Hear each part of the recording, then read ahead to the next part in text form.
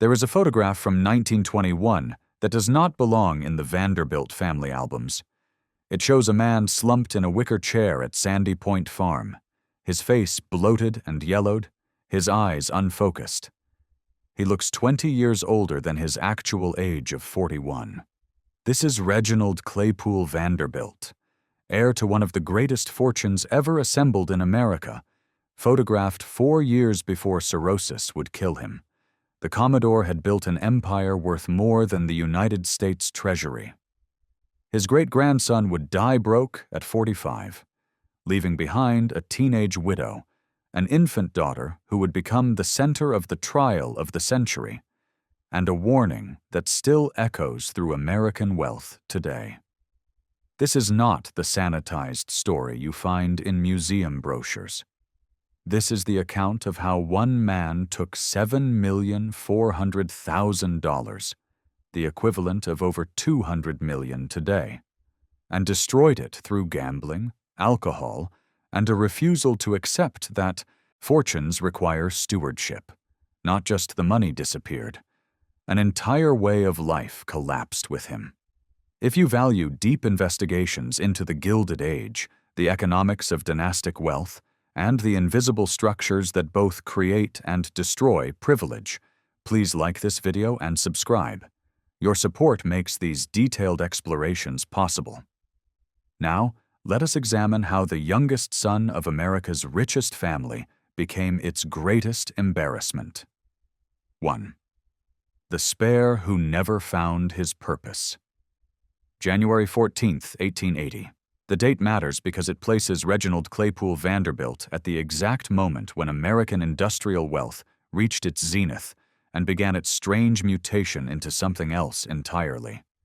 His grandfather, William Henry Vanderbilt, controlled assets worth approximately $200 million. The entire gross national product of the United States that year was roughly $11 billion. One family held nearly 2% of the nation's wealth. The comparison staggers even now. Apply the same ratio today, and a single family would control nearly $500 billion. Reggie arrived as the third son of Cornelius Vanderbilt II and Alice Claypoole Gwynn. His father served as chairman of the New York Central Railroad and managed the family's expanding empire with the grim determination of a man who understood that preservation required constant vigilance.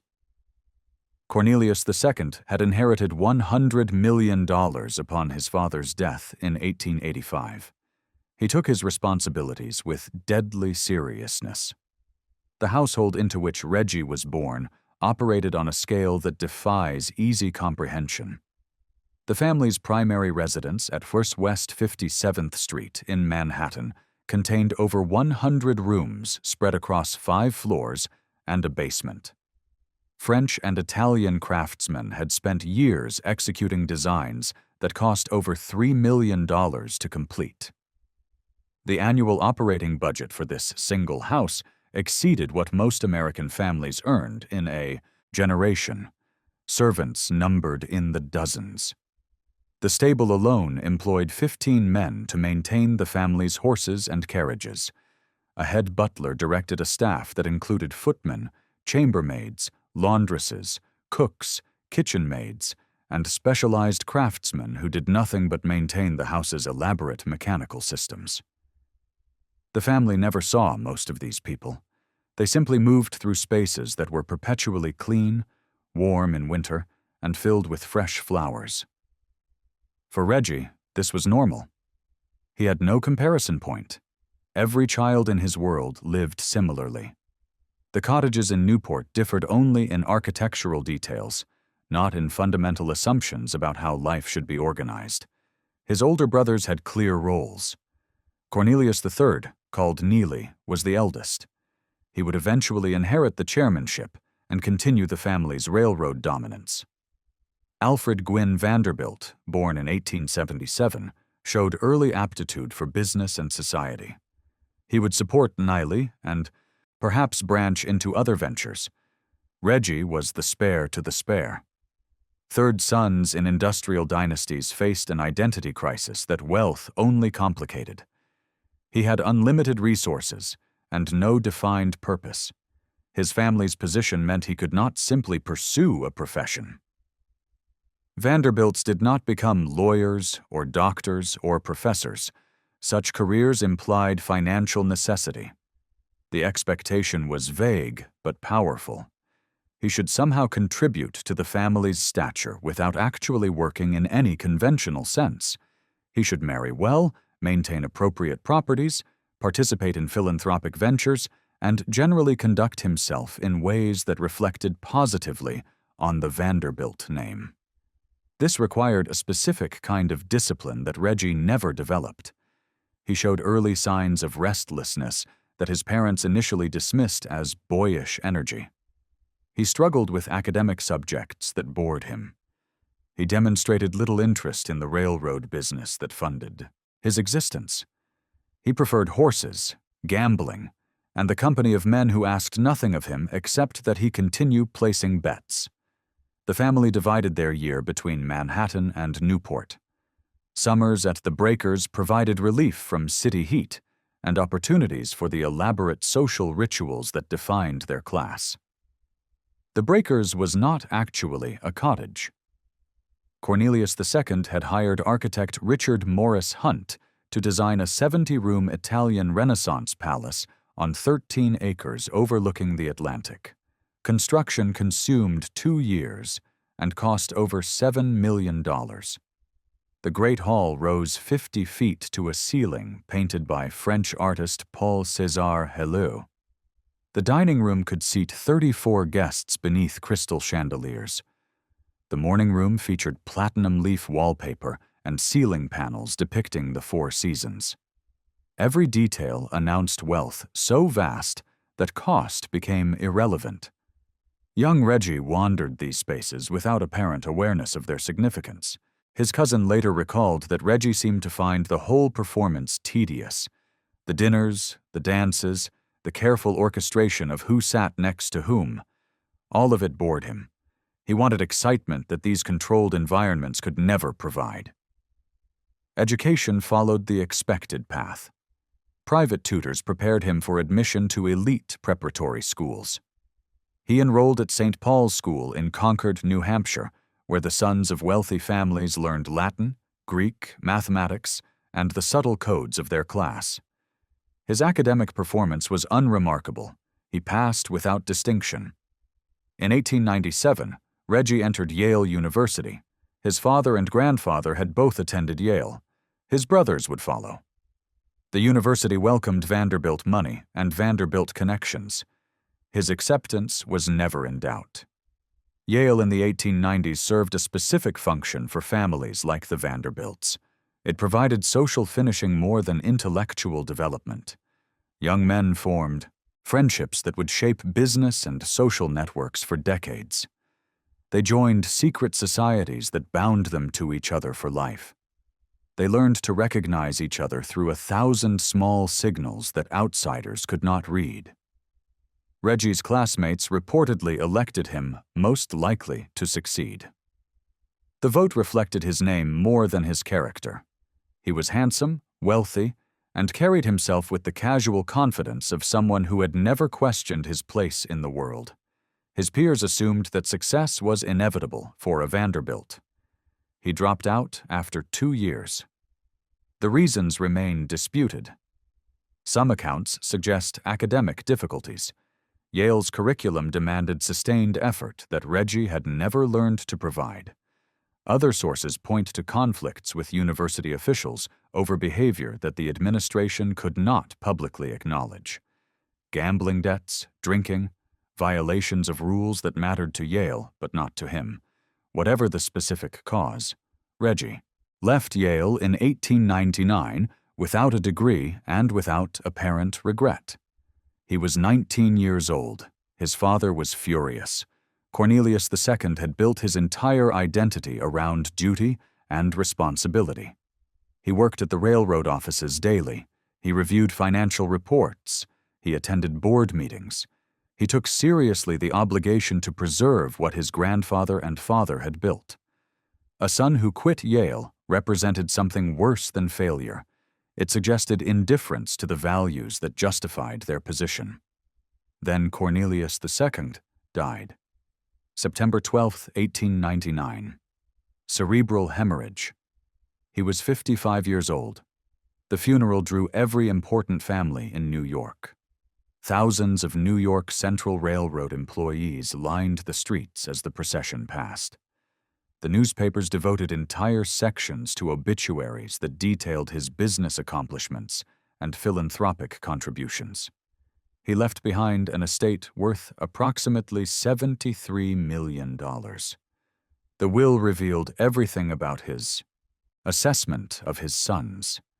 Alfred received the bulk of the estate, approximately $42 million, control of the breakers, leadership of the family interests, and the explicit expectation that he would continue their father's work. The will described Alfred as responsible, capable, and worthy of trust. Neely received far less. Cornelius II had never forgiven his eldest son for marrying Grace Wilson against his wishes. He believed Grace had pursued Neely for his money and would corrupt him with her social ambitions. The will reflected this anger. Neely inherited approximately $10 million, substantial by any normal standard, deliberately small compared to what Alfred received. The public humiliation stung worse than the reduced inheritance.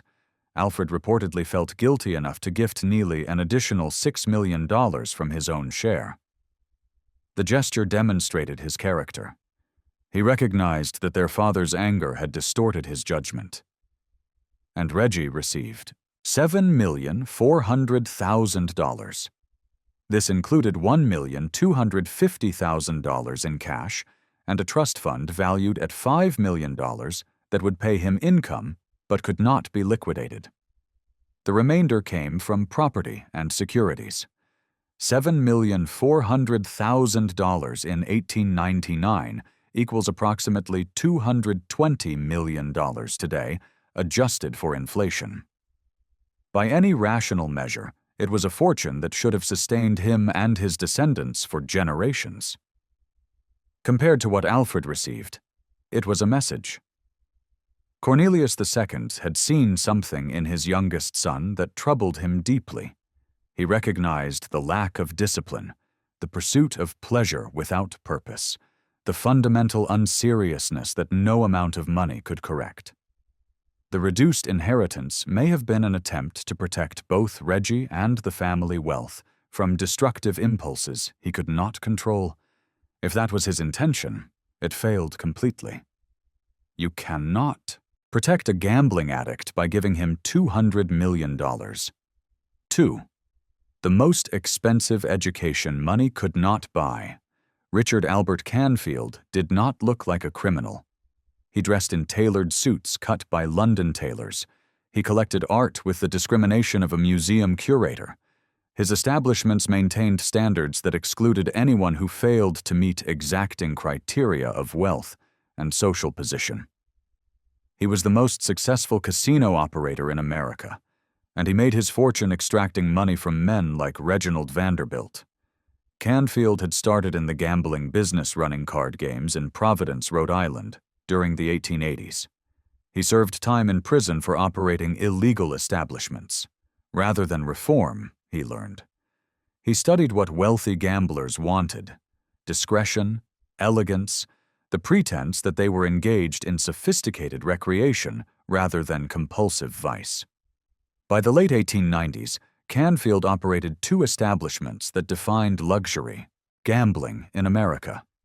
His casino in Saratoga Springs, New York, attracted the wealthiest families who summered there for the horse racing and mineral baths.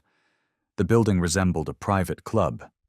Crystal chandeliers, imported carpets, dining rooms that served French cuisine prepared by European chefs. Gentlemen played faro, roulette, and poker, while servants brought champagne in silver buckets. His Manhattan operation at 5 East 44th Street was even more exclusive. The brownstone looked ordinary from the street.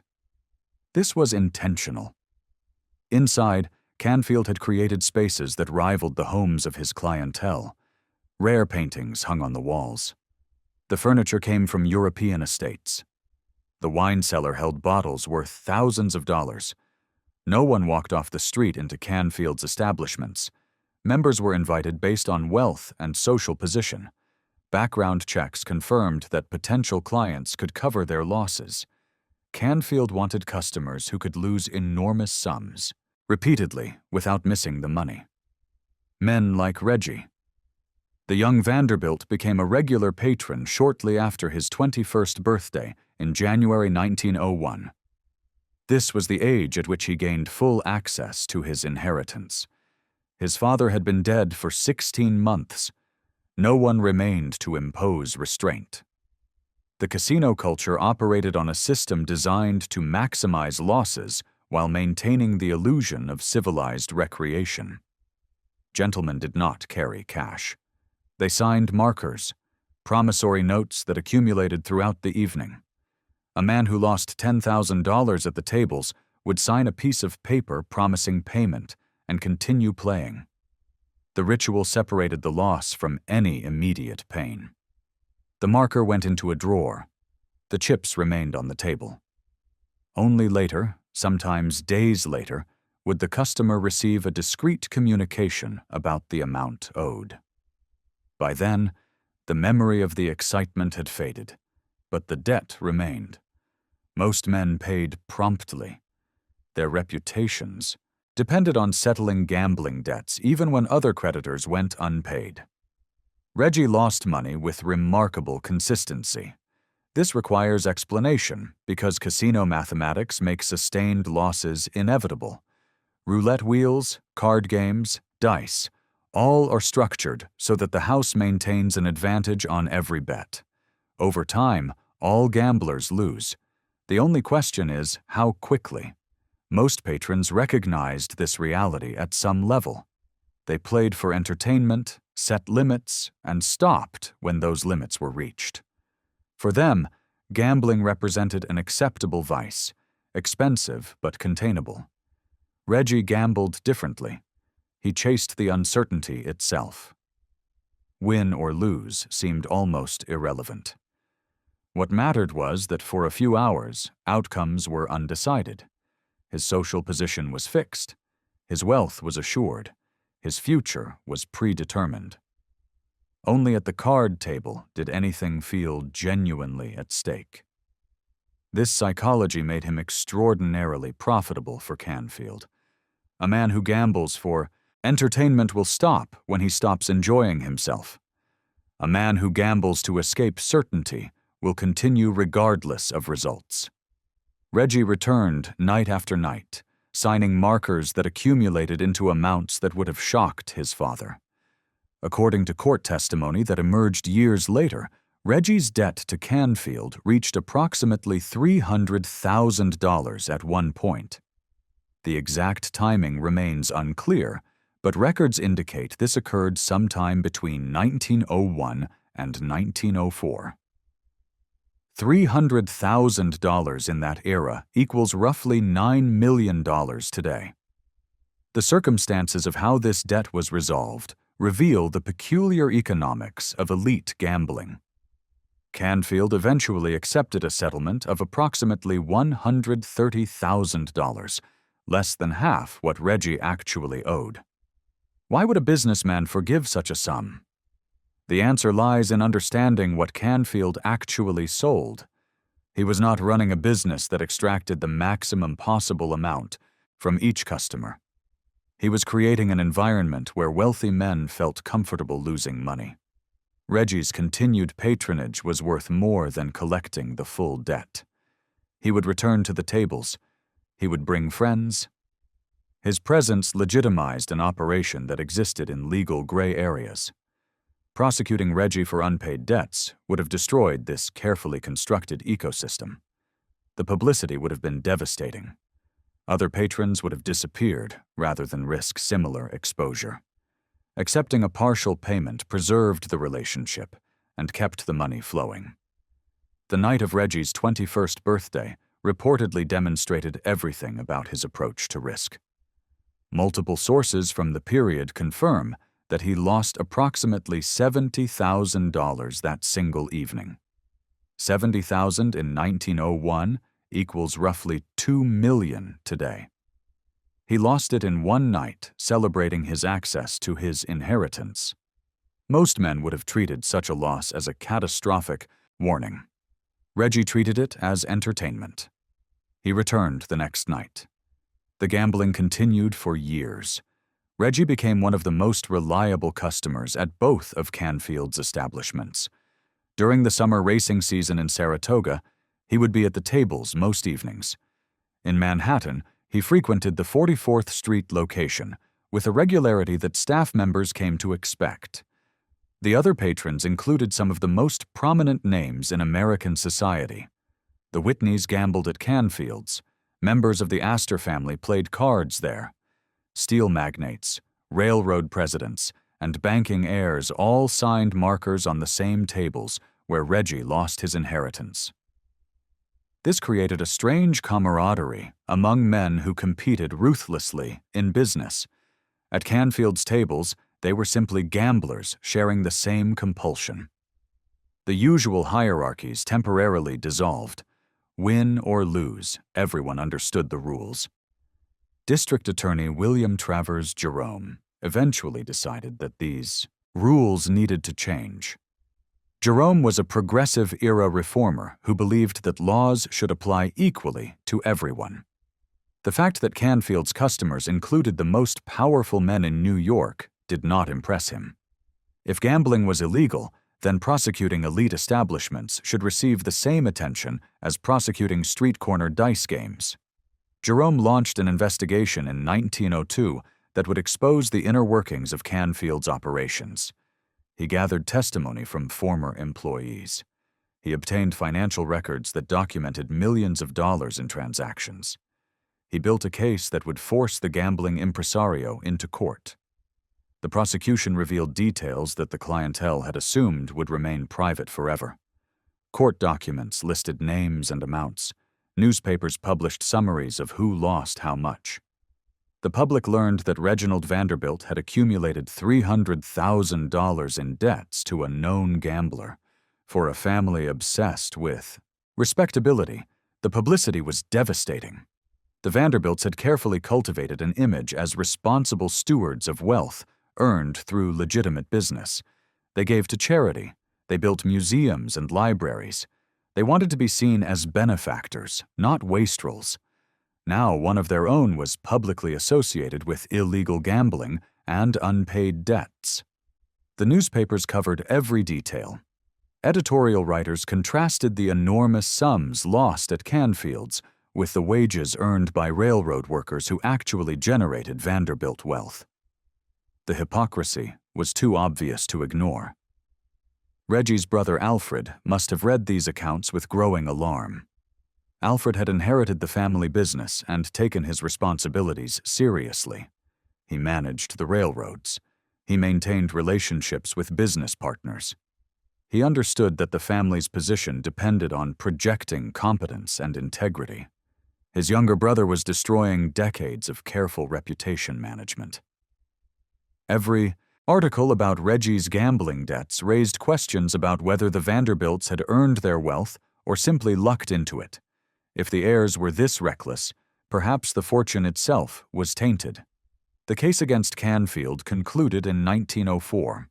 He pleaded guilty to operating illegal gambling establishments and paid fines totaling approximately $1,000, a trivial sum given the millions he had earned. He closed the Manhattan location but continued operating in Saratoga until 1907.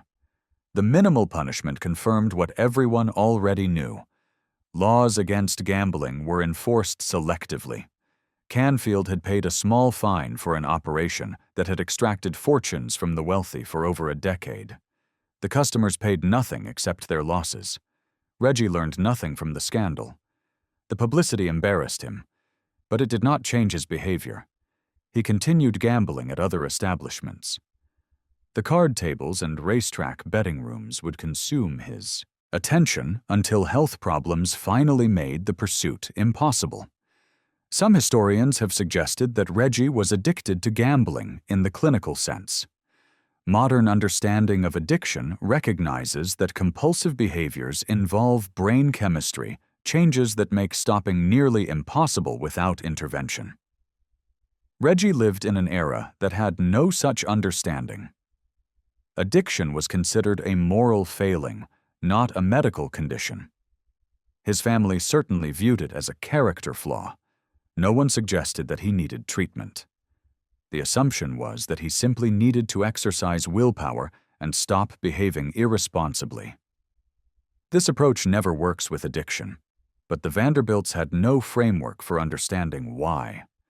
The money continued to disappear into card games and racetrack losses throughout his 20s and 30s. Every year, his trustees paid out income from the trust fund his father had established. Every year, Reggie spent everything he received and then borrowed, against future income. By his 40th birthday, the $7,400,000 he had inherited was effectively gone. What remained was locked in trust structures that he could not liquidate. The cash had disappeared into casino drawers and bookmaker ledgers across 3 decades of determined waste. He was about to demonstrate that gambling was not his only destructive talent. 3. The one thing he built that lasted. Sandy Point Farm rose on 280 acres of coastal Rhode Island land that looked east across narrow strips of beach toward the Atlantic. The property stretched from the shoreline west to interior pastures that caught afternoon sun. Reggie purchased the land in the early 1900s with money that should have been invested in securities or real estate that generated income. Instead, he built stables. This decision appeared to be another extravagance from the heir who treated his inheritance as unlimited. But Sandy Point was different. This was not wasteful consumption. This was the one arena where Reginald Vanderbilt demonstrated genuine competence. He loved horses with a focus that he applied to nothing else. Other wealthy men treated horses as status symbols. Reggie studied them with scholarly intensity. He could evaluate bloodlines and conformation with expertise that professionals acknowledged. He understood the subtle differences between a good carriage horse and a great one. He knew which breeding combinations would likely produce foals with the specific traits he sought. The Hackney horse became his specialty. These animals originated in England, bred specifically to pull carriages with a distinctive high-stepping gait that made them immediately recognizable. Their action, the way they lifted their knees and extended their legs, exceeded what any other breed could match. They moved with controlled power and elegance that made ordinary horses look pedestrian. During the late 19th and early 20th centuries, Hackneys represented the absolute peak of carriage horse breeding. Wealthy families wanted matched pairs that drew attention when they arrived at events. The quality of your horses communicated your sophistication and taste. Hackneys delivered both in a package that cost thousands of dollars per animal. Reggie began importing Hackneys from England around 1900. He studied British breeding records. He corresponded with established breeders who had spent decades refining bloodlines. He purchased stallions and mares specifically selected to complement each other's strengths and compensate for weaknesses. This required patience and planning skills that seemed absent from every other aspect of his life. A breeder must think in generations. Decisions made today would not produce results for 5 years. The foal born this spring would not reach competitive potential until 1905. The payoff for careful breeding came slowly, if it came at all. Yet Reggie excelled at it. He kept detailed records. He managed his breeding program with attention to detail that would have served him well in business if he had applied the same focus there. Sandy Point Farm gained a reputation among knowledgeable horsemen as a serious operation producing quality animals.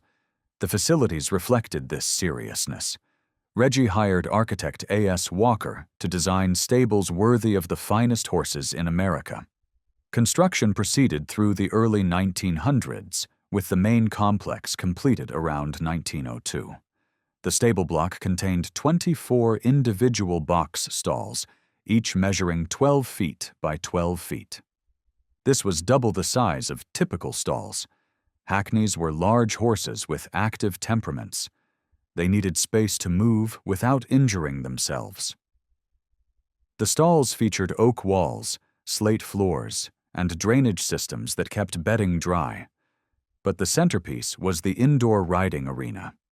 At 15,000 square feet, the space allowed training to continue regardless of New England weather. Massive cypress beams supported a roof that rose 30 feet at the apex. The footing consisted of carefully maintained sand mixed with additives that provided cushioning without becoming too deep. Trainers could work young horses through the winter without interruption. Smaller outbuildings housed equipment, feed storage, and housing for stable staff. Paddocks provided turnout space where horses could graze and socialize. Pastures extended across acres of coastal grass that stayed green through summer droughts. The complex cost approximately $200,000 to construct. This equals roughly $6 million today. It was expensive. It was also functional in ways that demonstrated genuine understanding of what horses needed. Reggie employed a full-time staff of approximately 15 people. Grooms handled daily care: feeding, grooming, stall cleaning, turnout. Trainers worked with young horses to develop their natural gaits and teach them to pull carriages. Farriers maintained their feet. Veterinarians consulted on breeding decisions and health issues. A farm manager coordinated everything. This represented real management responsibility. Reggie directed an operation that functioned effectively under his leadership. He made personnel decisions. He allocated resources. He set goals and developed strategies to achieve them. These were the exact skills that should have applied to the family business if he had chosen to engage with it.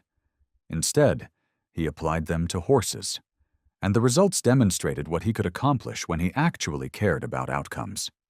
Sandy Point Hackneys began winning at major shows across the Northeast.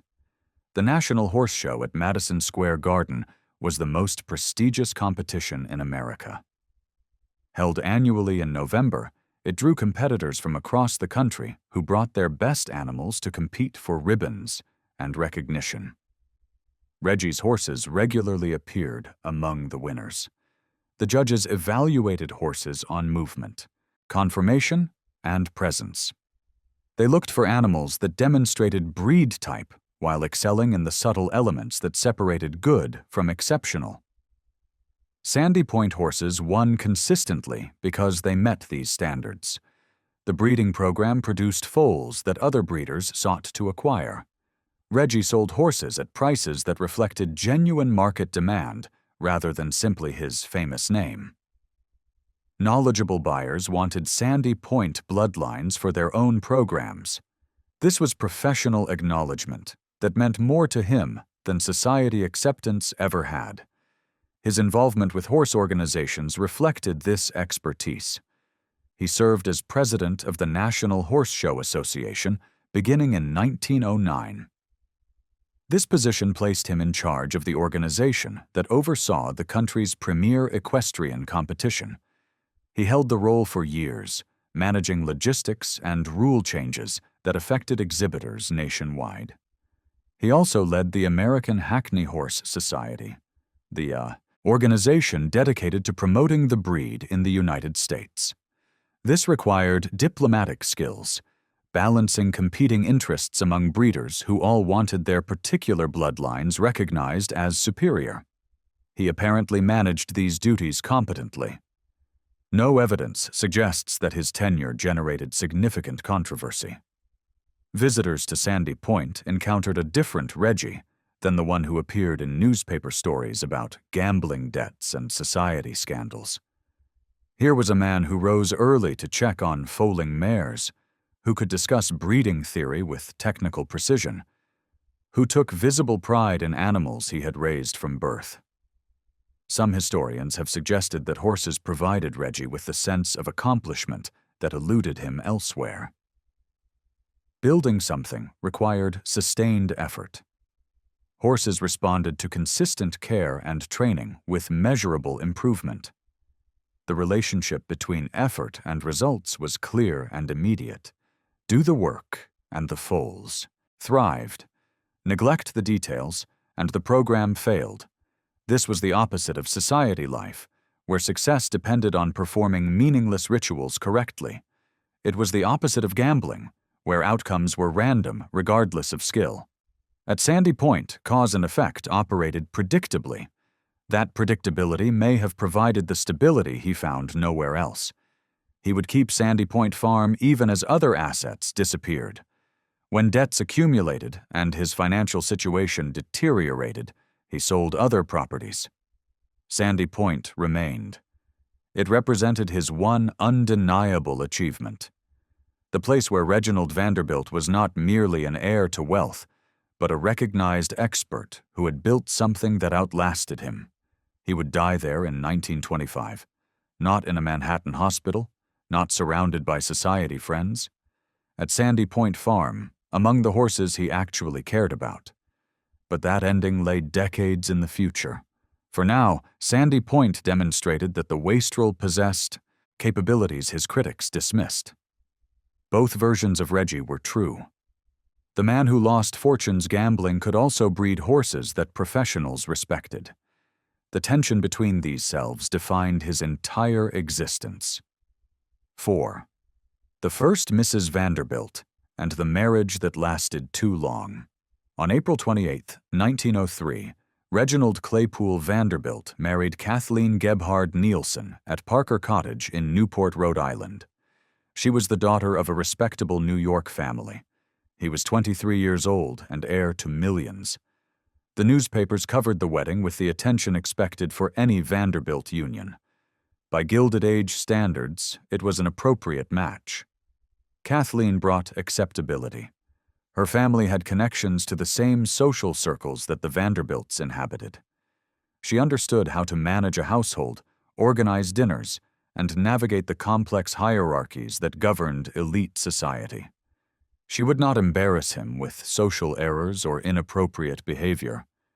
Reggie brought the most famous surname in America. Marriage to a Vanderbilt guaranteed access to spaces that wealth alone could not open. Kathleen would spend summers in Newport. She would attend the opera in Manhattan. She would be invited to events where old money and new money competed for recognition. The Vanderbilt name provided all of this automatically. Their families approved. The match represented exactly the kind of alliance that maintained social boundaries. Both parties came from established wealth.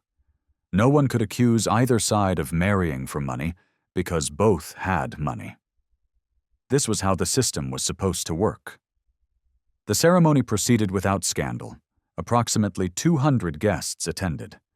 The bride wore white satin. The groom wore mourning dress. They exchanged vows in front of family and friends who saw nothing but two young people from appropriate backgrounds beginning what should have been a successful partnership. A daughter arrived the following year, on June 23, 1904. They named her Kathleen after her mother. The child would grow up in the world of Newport summers and Manhattan winters that defined elite American life. She would never want for material comfort. The family could provide every advantage that money purchased. But the marriage itself provided little actual comfort to either party. The problems became apparent almost immediately. Reggie continued his habits from before marriage. The card tables at Canfield's still drew him most evenings. He drank heavily. He disappeared for days at a time without explanation. He showed no interest in the domestic life that Kathleen tried to create. For her part, Kathleen had married a name and a fortune. She received both. What she did not receive was a present husband or a faithful one. Reggie made no effort to disguise his affairs. Society friends reported seeing him at restaurants and theaters with women who were obviously not his wife. He did not care who knew. The couple maintained separate, social lives to an extent unusual, even for that era. Wealthy couples often pursued different interests. Husbands managed businesses and attended clubs. Wives organized households and participated in charitable activities. But they appeared together at required events. They presented a unified front to the world. Reggie and Kathleen barely managed this minimum performance. They appeared together when absolutely necessary. The rest of the time, they lived essentially separate lives in the same houses. She managed the household staff and raised their daughter. He gambled and drank and pursued whatever captured his attention at any given moment. Why did the marriage last 17 years? The question matters because divorce was possible, if socially complicated. Wealthy couples did end marriages during this period. The process involved scandal and gossip, but it was legally available. Kathleen could have filed for divorce years before she eventually did. Several factors likely kept them together longer than made sense. Social pressure was significant. Divorce suggested failure.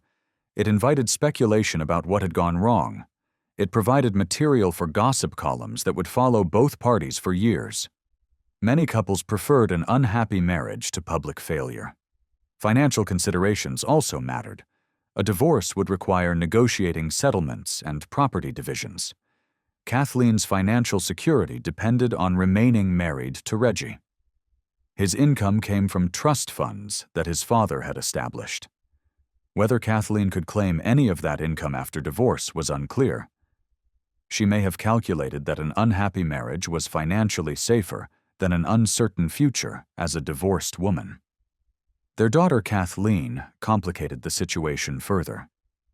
By 1910, young Kathleen was 6 years old and growing up in an environment of visible dysfunction. Divorce would have forced custody decisions and visitation schedules. Both parents may have believed that maintaining the appearance of an intact family was preferable to openly acknowledging the failure. So they stayed together in name while living increasingly separate lives. Reggie continued his decline. The gambling accelerated. The drinking became impossible to hide. His health deteriorated in ways that were becoming visible to anyone who looked carefully. Physicians had reportedly begun warning him that his liver was failing. These warnings had no apparent effect on his behavior. By 1920, the pretense had become unbearable. Kathleen filed for divorce. The proceedings were handled discreetly. Wealthy families had lawyers skilled at managing such matters without generating newspaper coverage. The terms of the settlement remained confidential. Kathleen received custody of their daughter, now 16 years old. She also secured financial support sufficient to maintain her lifestyle. The exact amount was never publicly disclosed. She would later remarry and live a quiet life away from the Vanderbilt spotlight. Her second marriage reportedly brought her the stability and companionship that her first had never provided. For Reggie, the divorce removed whatever minimal restraint marriage had imposed. He was 40 years old. His first marriage had lasted 17 years. His nights at card tables had consumed much of his inheritance. His drinking had progressed beyond recreational excess into physical addiction. His physician's warnings were becoming more urgent and more specific. He would be dead within 5 years. His response to divorce and declining health was to pursue a teenager young enough to be his daughter. 5. The child bride and the dying man. Gloria Mercedes Morgan was 17 years old when she met Reginald Vanderbilt at a party in 1922. He was 42. His daughter from his first marriage was 18. The age difference alone should have stopped everyone who knew about the relationship. No one stopped anything. Gloria had been born in Lucerne, Switzerland, on August 23, 1904, to American parents living abroad. Her father, Harry Hayes Morgan, claimed descent from American colonial families but possessed limited financial resources. Her mother, Laura Delphine Morgan, understood that her twin daughters' beauty represented their primary asset in navigating the social world they inhabited. Gloria had a twin sister named Thelma. The Morgan twins attracted attention wherever they appeared. They were striking young women who had learned early that their looks provided currency in a world where women of their class had few other tools available. They could not pursue professions. They could not inherit family wealth that did not exist. Marriage offered the only path to financial security. Both sisters would pursue this strategy with remarkable determination and success. Thelma would eventually become the mistress of Edward, Prince of Wales, the future King Edward VIII. She would introduce him to another American woman named Wallis Simpson. That introduction would eventually lead to Edward's abdication in 1936. The Morgan twins did not lack for ambition or strategic thinking, but in 1922, they were simply two beautiful teenagers at a party where older, wealthy men circulated. Reggie noticed Gloria. Or perhaps Gloria made sure he noticed her. The dynamics of how they met remain unclear. What is documented is that Reggie, a divorced 42-year-old father with a gambling problem and declining health, began pursuing a 17-year-old girl. The relationship moved quickly. Reggie was not capable of subtlety at this point in his life. If he wanted something, he pursued it with the same impulsive lack of restraint that characterized his gambling. He courted Gloria with expensive gifts and invitations to events where she could meet the social elite she sought to join. Gloria later claimed she loved Reggie despite his obvious flaws. Perhaps she did. Or perhaps she understood exactly what marriage to a Vanderbilt meant: access to mansions, servants, social acceptance, and wealth that her family could never provide.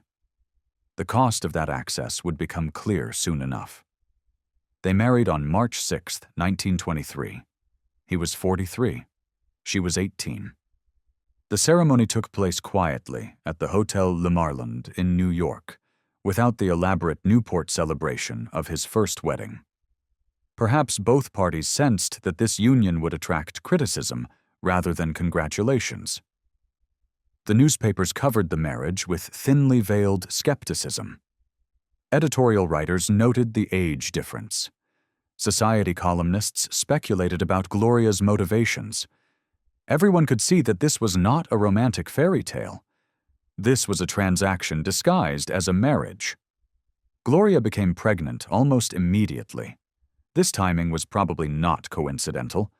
A child would cement her position as Mrs. Reginald Vanderbilt, regardless of what happened to her husband. She was securing her future.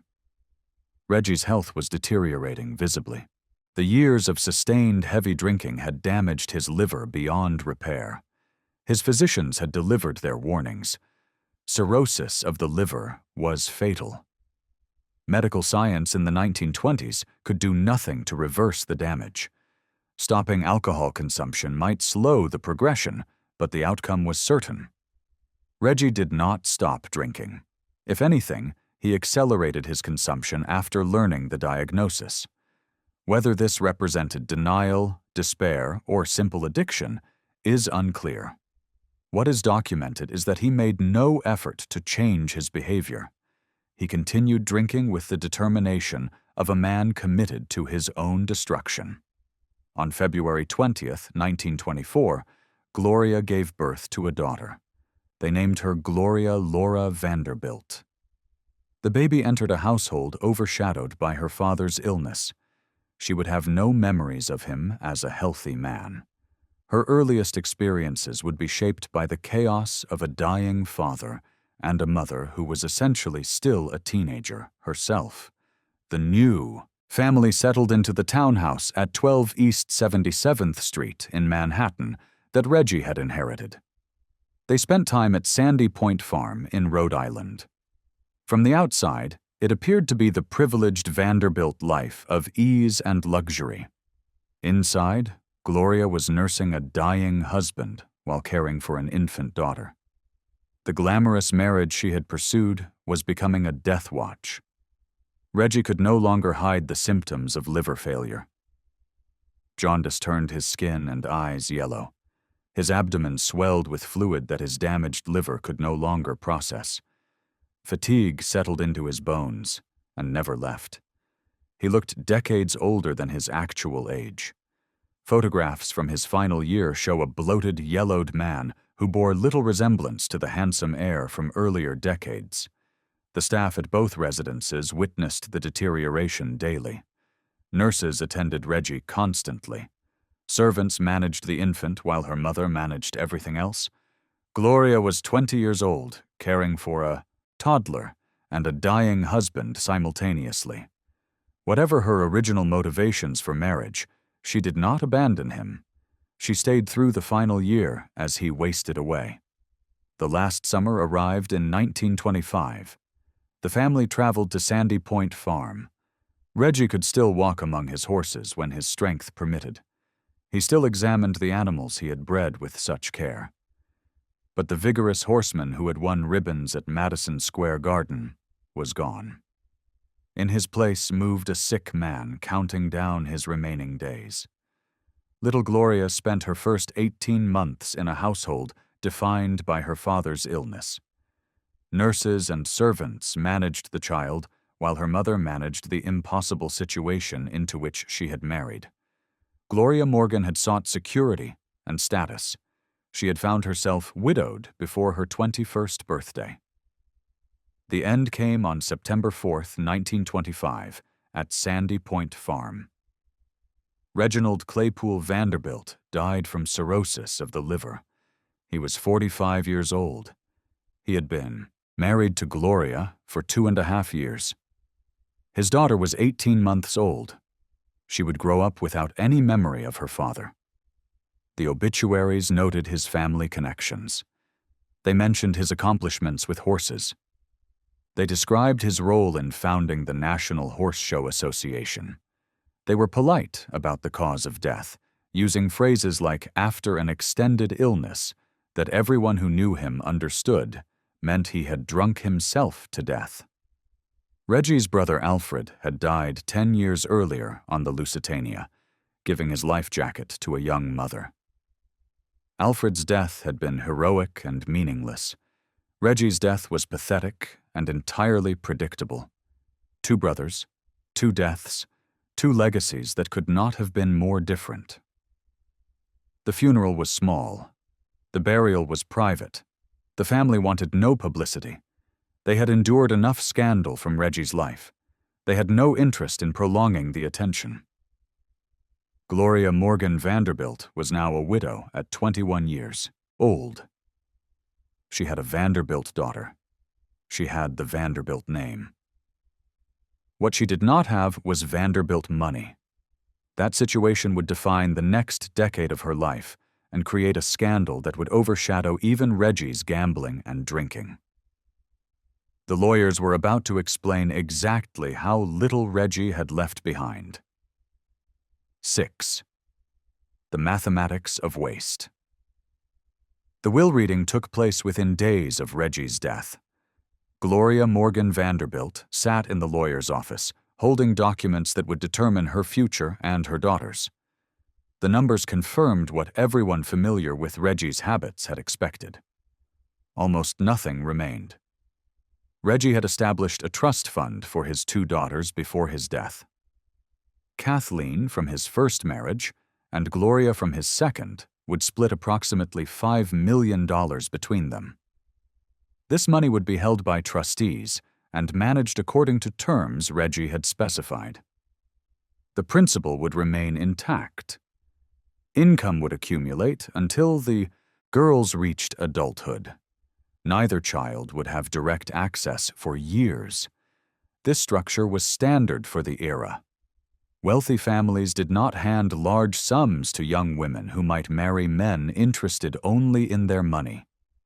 trustees controlled everything until the beneficiaries reached ages specified in the trust documents. For his widow, the provisions were more complicated. Gloria Morgan Vanderbilt would receive income from the trust, capped at approximately $112,000 per year. This amount equals roughly $1,600,000 in today's currency, substantial by ordinary standards, modest by Vanderbilt standards. She also inherited the townhouse at 12 East 77th Street in Manhattan and Sandy Point Farm in Rhode Island. These properties came with significant obligations. The townhouse required a staff to maintain. Sandy Point Farm demanded constant investment. Real estate generated prestige but consumed cash. The stark arithmetic revealed what Reggie had accomplished in 26 years. In 1899, he had inherited $7,400,000. This sum should have generated substantial investment income if managed conservatively. Placed in secure bonds and dividend-paying stocks, it could have produced several $100,000 annually in passive income. Properly managed, the principal would have grown significantly. Instead, virtually all of it was gone. Of that original $7,400,000, only the $5 million he had placed in trust for his daughters remained. The other $2,400,000 had disappeared into gambling losses, property purchases, lavish spending, and the costs of maintaining multiple residences. 26 years of spending without hesitation or limit had consumed 32% of his inheritance. But the real damage was in the opportunity cost. Had Reggie invested that $7,400,000 conservatively in 1899, it would likely have been worth $20 to $30 million by 1925. The stock market had grown substantially during that period, despite the 1907 panic and World War I disruptions. Railroad securities alone, investments he understood thoroughly through family connections, would have generated strong returns. Instead, he left his children $5 million and his widow an income that was insufficient to maintain the lifestyle she had married to obtain. Gloria's situation was genuinely difficult. $112,000 per year was real money. It would have made most American families wealthy. But Gloria now moved in circles where her sisters-in-law controlled fortunes measured in tens of millions. Her husband's aunt, Gertrude Vanderbilt Whitney, commanded personal wealth exceeding $70 million. The contrast was visible and humiliating. Gloria bore the Vanderbilt name, but lived on what they considered pocket change. She could not maintain multiple properties. She could not fund the social activities that her position seemed to require. She could not provide her daughter with the unlimited resources that other Vanderbilt children enjoyed. The trust structure created additional problems. The $112,000 came as income from the principal that benefited her daughters. If Gloria spent every dollar on herself, less would accumulate for Kathleen and young Gloria. The trustees watched her expenditures carefully. Any attempt to exceed the income limit would be questioned. Gloria was trapped. She had married Reggie for access to wealth. She had endured his drinking and gambling. She had nursed him through his final illness. Her reward was an income that made her dependent on family goodwill and trustee approval for everything. The trustees themselves represented another complication. Reggie had appointed his banker and lawyer to manage the trust. These men had watched Reggie destroy his inheritance. They had no intention of allowing his widow to do the same to what remained. They scrutinized every request. They questioned her spending decisions. They made clear that they considered her financial judgment suspect. Gloria chafed under this supervision. She was 21 years old, legally an adult, yet treated like a child who could not be trusted with money. The trustees saw a young woman who had married a man 30 years older for obvious financial reasons.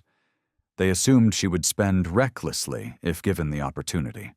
They were probably correct, but the supervision was still infuriating. The properties presented immediate decisions. Sandy Point Farm was expensive to maintain. The stables required staff. The horses required care. The breeding program that Reggie had built needed continued investment to remain viable. Gloria had no interest in any of it. She was not a horsewoman. The hackneys meant nothing to her. Within months, she authorized the auction. The horses sold to buyers across the Northeast. Some went to competitors who had faced Reggie in the show ring. Others went to dealers who would resell them. The Sandy Point breeding program that had taken 20 years to build scattered across dozens of farms in a single afternoon. The property itself was too large to maintain on her income. Portions were sold. The main stable complex and some acreage remained, but the grand vision of a premier breeding operation ended with Reggie's death. Future owners would use the facilities for different purposes. The Vanderbilt connection became historical trivia rather than living enterprise. The Manhattan townhouse posed similar problems. Operating a multi-story residence in one of the most expensive neighborhoods in the world consumed enormous sums. Gloria could not afford to maintain it at the level Reggie had. She reduced staff. She simplified operations. She spent as little time there as possible. Instead, she began traveling. With little Gloria often left in the care of nurses or relatives, Gloria Morgan Vanderbilt spent months in Europe. She attended parties in Paris. She vacationed on the Riviera. She pursued the social life she had imagined when she married into the family. This behavior would eventually destroy what remained of her reputation. But in 1926, she was simply a young widow trying to escape the reality of her situation. She had the Vanderbilt name, a small child, and an income that allowed comfort, but not the extravagance she had anticipated. The gap between expectation and reality would define her relationship with her daughter for the rest of their lives. The Vanderbilt family watched Gloria with barely concealed disapproval. They had never fully accepted her. She was too young, too obviously motivated by money, too different from the established families they preferred. Now her behavior confirmed their worst assumptions. She was leaving her daughter with servants while she partied in Europe. She was spending money on herself rather than saving for the child's future. She was, in their view, an unfit mother. These judgments would culminate in a courtroom battle that made Reggie's gambling scandals look tame by comparison. But that confrontation lay 9 years in the future. For now, Gloria was simply trying to navigate an impossible situation created by a man who had wasted a fortune and died before his daughter learned to walk. The mathematics were clear and unforgiving. Reggie had received $7,400,000 in 1899. He died 26 years later, leaving $5 million in trust and properties that consumed more than they generated. He had spent or lost approximately $2,400,000 in direct terms and cost his daughters perhaps $20 million in opportunity costs through his failure to invest conservatively. This was his final accomplishment, transforming vast wealth into constrained resources in a single generation. His grandfather had built an empire. His father had preserved it. Reggie had spent it. The pattern would repeat across the entire family, but few members would demonstrate the mathematics of dynastic decline as clearly as he had. 7. The trial that stripped away every pretense. September 1934, 9 years after Reggie's death. His younger daughter Gloria was now 10 years old. She had spent her childhood shuttled between relatives and caretakers, while her mother traveled extensively through Europe. The girl often stayed with her aunt Gertrude Vanderbilt Whitney at the Whitney estate on Long Island. Other times, she remained with her nurse in New York, while her mother attended parties in Paris and Monte Carlo. Gertrude Vanderbilt Whitney was everything Gloria Morgan Vanderbilt was not. Born a Vanderbilt in 1875, married into the Whitney fortune in 1896, Gertrude had spent decades building a serious career as a sculptor and arts patron. She had founded the Whitney Studio in 1914 and the Whitney Museum of American Art in 1931.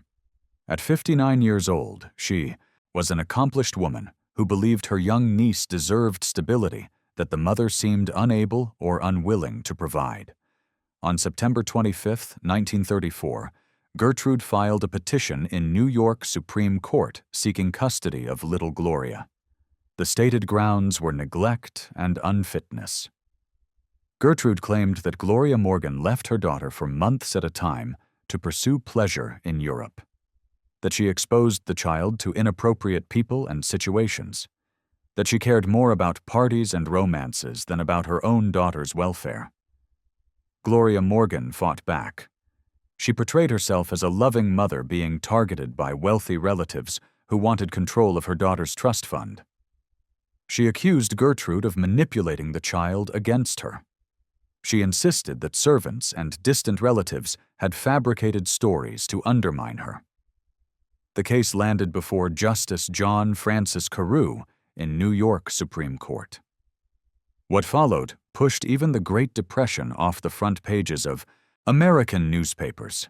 Every accusation made headlines. Every day of testimony provided material for gossip columns and editorial writers. The public devoured the scandal with an appetite that confirmed Americans' complicated feelings about wealth and privilege. The first witness was Emma Sullivan Kieslich, the nurse who had cared for little Gloria since infancy. Her testimony was devastating. Kieslich described a mother who was rarely present. When Gloria Morgan did appear, she brought chaos rather than comfort. She would arrive after weeks of absence, disrupt routines, promise to spend time with her daughter, then disappear again within days. Kieslich painted a portrait of a woman obsessed with social life and romantic pursuits to the exclusion of maternal responsibilities. She described mornings when Gloria Morgan slept until noon after dancing until dawn. Afternoons when the child ate lunch alone while her mother prepared for evening events. Evenings when little Gloria was put to bed by servants while her mother left for parties and clubs. The nurse described incidents that suggested Gloria Morgan's friends and romantic interests took precedence over her daughter's needs. Men visited the household at inappropriate hours. The child witnessed arguments and conflicts that confused and frightened her. Gloria Morgan made promises to spend time with her daughter that were routinely broken in favor of other priorities. Then came Maria Caillot. The maid had worked in Gloria Morgan's Paris household during extended European trips. Speaking through a French interpreter, Caillot described scenes that forced Justice Carew to immediately clear the courtroom of spectators and press. The testimony would continue in closed session to protect the child. But the newspapers had already printed enough to fuel months of speculation. Caillot claimed to have witnessed Gloria Morgan in bed with Lady Milford Haven, a member of the British royal family by marriage.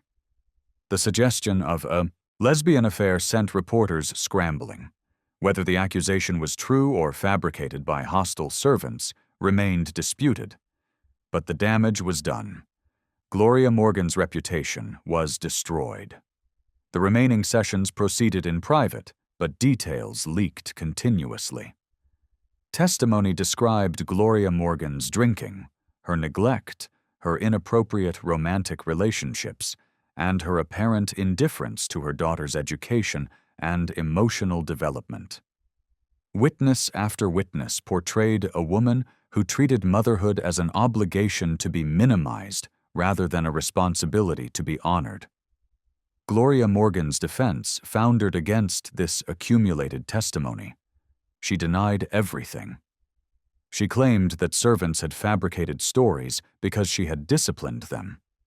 She insisted that Gertrude Whitney had turned her own daughter against her through manipulation and bribes. She portrayed herself as a loving mother being targeted by a wealthy family that wanted control of her daughter's trust fund. The problem was that the trust fund generated relatively modest income by Vanderbilt standards. Gertrude Whitney controlled personal wealth exceeding $70 million. She needed nothing from little Gloria's $5 million trust. The accusation of financial motivation made no economic sense. The decisive moment came when little Gloria herself was called to testify in Justice Carew's private chambers. The 10-year-old girl sat in front of the judge without her mother or aunt present. Carew asked her directly where she wanted to live.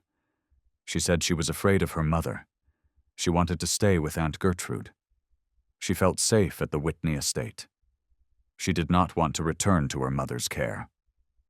Those words effectively ended the case. A child's testimony about her own fears carries weight that no adult witness can match. Little Gloria had spoken clearly and consistently. She preferred her aunt's household to her mother's.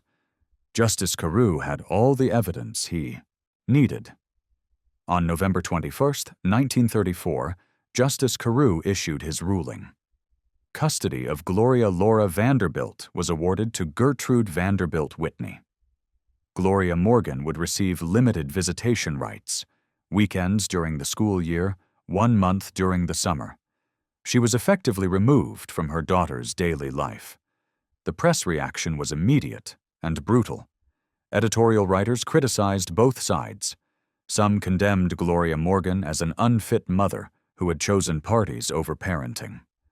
Others attacked Gertrude Whitney for using her wealth to take a child from her natural mother. Still others expressed pity for little Gloria, trapped between adults whose own needs had overshadowed hers. The child herself was dubbed the poor little rich girl by newspapers. Editorial cartoons depicted her caught between grasping relatives fighting over her inheritance. The phrase captured the public's ambivalence about dynastic wealth. Little Gloria had every material advantage, but she lacked the emotional security that ordinary children from loving families took for granted. The case became a national conversation about wealth and parenting. Could money substitute for genuine family bonds? Did the rich love their children differently than ordinary Americans? Were the wealthy capable of normal human emotions, or did their privilege corrupt even maternal instinct? These questions reflected Americans' complicated relationship with wealth during the Depression. Millions struggled to feed their families, while the Vanderbilts fought in court over custody of an heiress. The contrast was obscene, yet the public could not stop reading about it. The trial provided a window into a world that simultaneously attracted and repelled. For Gloria Morgan, the verdict meant permanent marginalization from her daughter's life. She never recovered from the testimony about her lesbian affair, whether true or false. Society friends disappeared. Invitations stopped arriving. She lived the rest of her life defined by what had been said in that courtroom. She was the unfit mother, the party girl who lost custody, the woman whose own daughter feared her. Little Gloria grew up under Gertrude's supervision until her aunt died in 1942. She later described her childhood as lonely and controlled. The poor little rich girl had plenty of money and very little freedom. Gertrude was kind but formal. The Whitney household operated with the discipline of an institution. Little Gloria had stability but not warmth. She was 17 when Gertrude died. The custody arrangement ended. She had legal access to her trust fund. She was now an adult with millions of dollars and no family structure. The combination proved predictably difficult. She would marry 4 times. She would struggle with relationships throughout her life. The emotional damage from her childhood, from both her mother's neglect and her aunt's institutional care, never fully healed. But she would eventually reclaim the Vanderbilt name on her own terms. In the 1970s, Gloria Vanderbilt launched a fashion business that made her independently wealthy. Her designer jeans became iconic. Her name became associated with her own accomplishments rather than inherited wealth or childhood scandal. She built something herself. Her son, Anderson Cooper, would later confirm publicly that his mother had made clear to him from childhood there was no trust fund.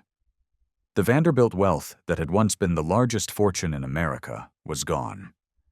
He would need to build his own career. She had done exactly that, and she expected him to do the same. Reggie's choices had made all of this inevitable. A widow left dependent on family generosity. A daughter whose inheritance attracted conflict from every direction. A custody battle that exposed the dysfunction wealth had created. The conditions for exactly this kind of disaster. He had died 9 years before the trial began, but his presence haunted every testimony. Witnesses described little Gloria's trust fund, the money Reggie had set aside. Lawyers referenced the terms Reggie had specified. The entire conflict existed because Reggie had wasted most of his inheritance and left behind only enough to create problems. If he had invested conservatively and grown his fortune, his daughter would have been wealthy enough that no custody battle would have mattered. If he had married appropriately and raised a functional family, no aunt would have needed to intervene. If he had taken responsibility for anything in his life, perhaps his daughter would not have become the poor little rich girl. Instead, he gambled, drank, and married a teenager. The consequences rippled forward into the next generation. His daughter paid the price for his choices. That was his legacy. 8. The brother who gave his life jacket away. Alfred Gwynne Vanderbilt was born on October 20, 1877, 3 years before Reggie. They grew up in the same mansions, attended the same schools, and inherited from the same father.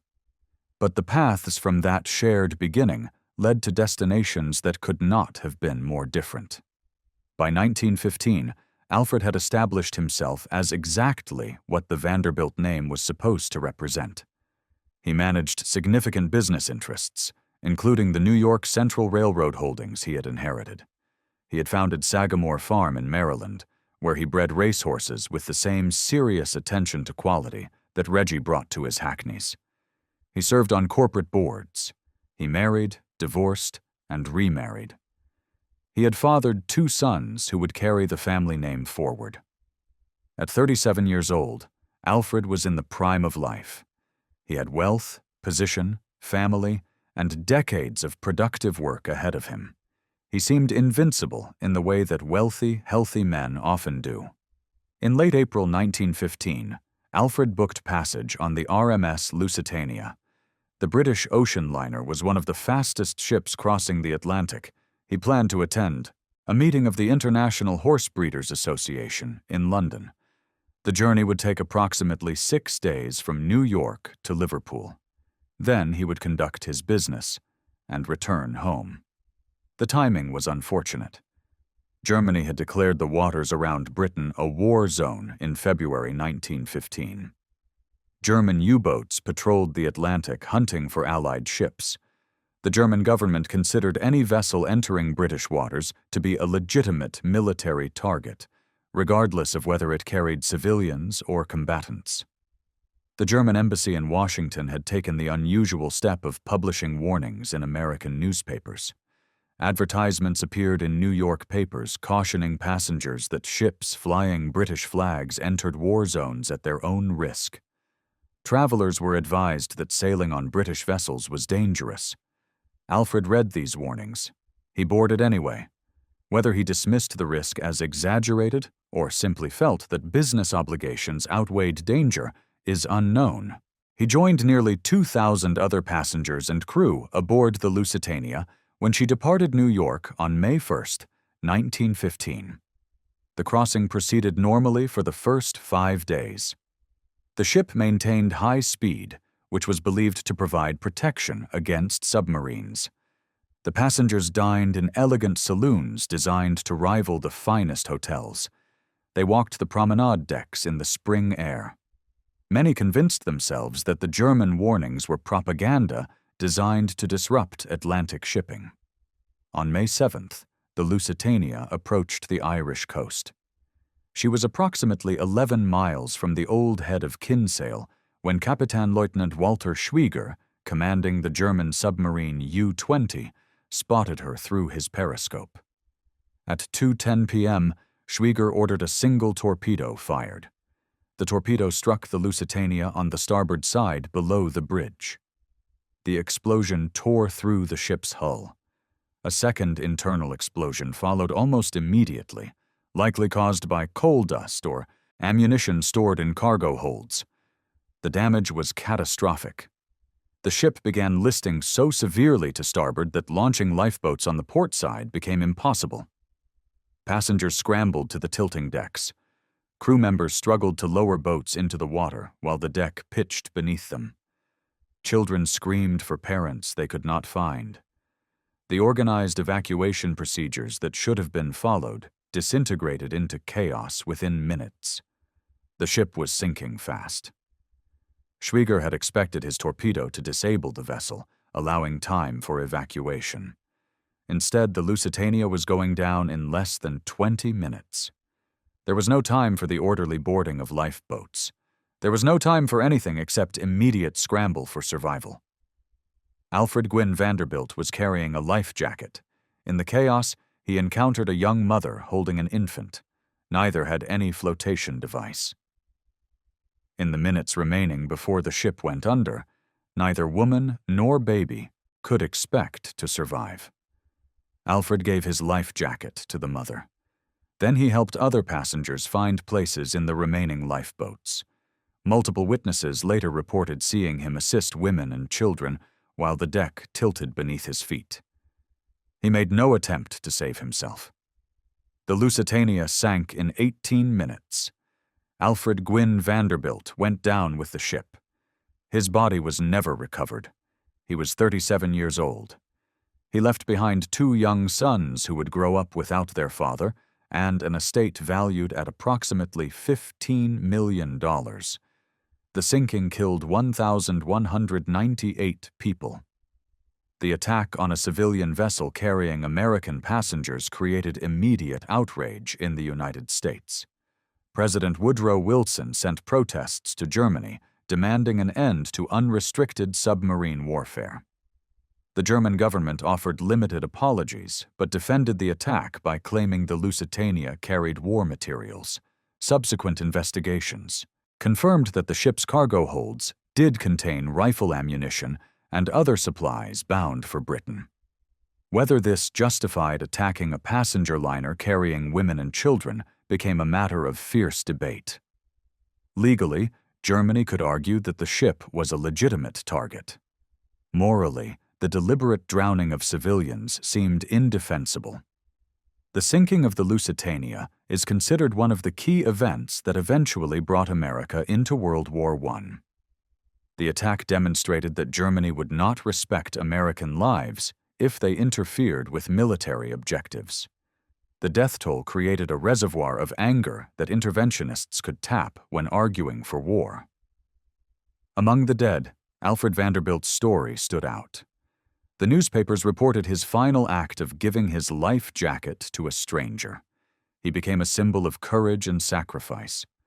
The man who had been born into absolute privilege had died giving what he had to someone who had nothing.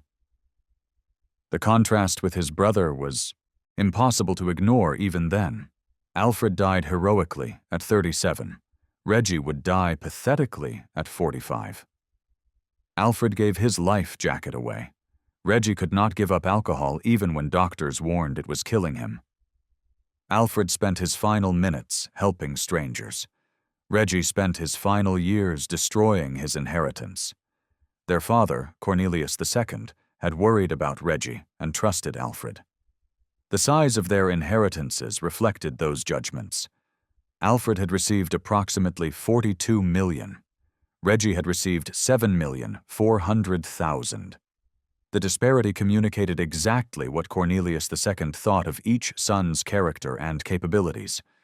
History validated those judgments more completely than Cornelius could have imagined. Alfred invested wisely, and left his sons a substantial inheritance that sustained the next generation. Reggie wasted his inheritance and left his daughters a modest trust that barely maintained them. Alfred died, giving his life jacket to a mother and child he did not know. The act cost him his life and saved theirs. It was irrational by any calculation of self-interest. It was also the most human possible response to another person's desperate need.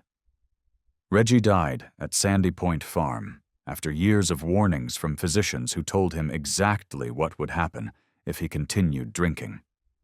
He ignored every warning. He poured another glass. He chose short-term pleasure over long-term survival. He could not or would not help himself, much less anyone else.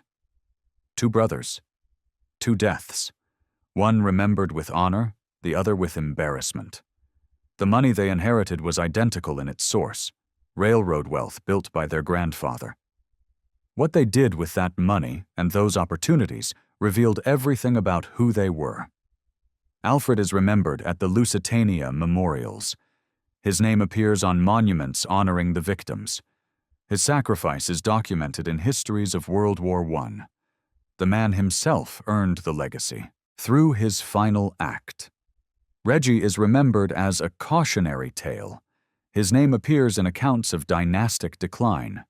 His waste is documented in studies of how fortunes disappear. The man himself earned that legacy through a lifetime of choices that prioritized immediate gratification over every other consideration. They were brothers to the end. 9. The woman who made something permanent. The custody trial told only a fraction of her story. The woman who took little Gloria from her mother had spent decades building something far more significant than a legal case. Gertrude Vanderbilt was born on January 9, 1875, 5 years before Reggie. She grew up in the same world of mansions and servants. She attended the same elaborate parties. She was presented to society with the same expectations: marry well, manage a household, raise children, and gracefully accept that her role was decorative rather than substantive. She did marry well. Harry Payne Whitney came from a fortune built on oil, banking, and streetcars. Their wedding on August 25, 1896, united 2 of America's wealthiest families. Gertrude moved from one gilded cage to another. She had everything a woman of her class was supposed to want. She wanted something entirely different. From childhood, Gertrude had shown talent for art. She sketched and modeled clay while her brothers learned about railroads and finance. Her family considered this an acceptable hobby for a young woman of her station. It demonstrated refinement. Young ladies from good families often pursued artistic interests as part of their education. They did not expect her to pursue it seriously. Serious artistic work was for professionals who needed to earn money. Vanderbilt women did not need money. They needed to maintain social position and produce children who would continue the family line. Gertrude had other plans. After her marriage, she began studying sculpture formally. She worked with established artists in New York who taught her technique and theory. She traveled to Paris in 1900 to learn from European masters who treated sculpture as a profession rather than a hobby. She rented studio space where she could work without the distractions and expectations of household management.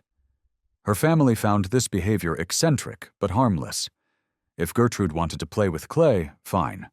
As long as she fulfilled her social obligations and maintained proper appearances, her artistic pursuits caused no real problems. They assumed she would eventually tire of the novelty and focus on being Mrs. Harry Payne Whitney. They badly underestimated her determination. Gertrude was not playing. She worked with an intensity that shocked people who expected dilettantism. She studied anatomy so she could model human figures accurately. She learned welding and foundry techniques so she could produce bronzes herself. She spent hours in her studio covered in plaster dust, working until her back ached and her hands cramped. The art world presented different obstacles. Wealthy patrons were always welcome. They funded exhibitions, purchased works, and supported institutions. But wealthy artists were suspect. Critics assumed that anyone with her resources was buying favorable reviews and gallery placement. They questioned whether her work had genuine merit or simply reflected her ability to purchase recognition. Gertrude responded by working harder and exhibiting under variations of her name that obscured her family connection. She entered competitions anonymously. She sought commissions that would be judged on merit rather than pedigree. She wanted her work evaluated on its own terms, without the Vanderbilt name influencing judgment either positively or negatively. Gradually, she earned respect. Her sculptures depicted laborers, soldiers, and athletes rather than the decorative subjects that wealthy amateurs typically chose. Her style was muscular and direct. She avoided prettiness in favor of emotional power. The art world began taking her seriously. Her monuments were installed in public spaces across the country. The Titanic Memorial in Washington, D.C., dedicated in 1931, depicted a male figure with arms outstretched, symbolizing the men who gave their lives for women and children when the ship sank. The Buffalo Bill Monument in Cody, Wyoming, captured the frontiersman on horseback with an energy that suggested movement frozen in bronze. These were serious commissions awarded on artistic merit, not family connections. But Gertrude understood that her own success meant little if other American artists could not find opportunities. The established museums and galleries favored European work. American painters and sculptors struggled to exhibit and sell. Young artists with genuine talent could not reach collectors who might support them. The infrastructure for American art barely existed. She decided to build that infrastructure herself. In 1907, she began purchasing work directly from American artists. She paid real prices, not charity. The artists understood they were selling to someone who respected their work rather than condescending to support them. In 1914, she converted the stable building behind her McDougal Alley studio into exhibition space. The Whitney Studio opened with shows by American artists who could not secure gallery representation elsewhere. She funded everything without demanding control over curatorial decisions. The artists selected what they showed. Gertrude provided the space and promotion. The Whitney Studio Club followed in 1918. Members could exhibit, attend lectures, and meet other artists. Edward Hopper showed his work there before anyone knew his name. Stuart Davis and Joseph Stella found early support. Gertrude funded everything: rent, utilities, advertising, opening receptions, without asking for anything except that the art be American. By 1929, her collection had grown to over 500 works. She had been collecting seriously for over 2 decades, purchasing paintings and sculptures by the most promising American artists of her generation. The collection was worth millions of dollars. It represented the first comprehensive survey of contemporary American art. She offered to donate everything to the Metropolitan Museum of Art.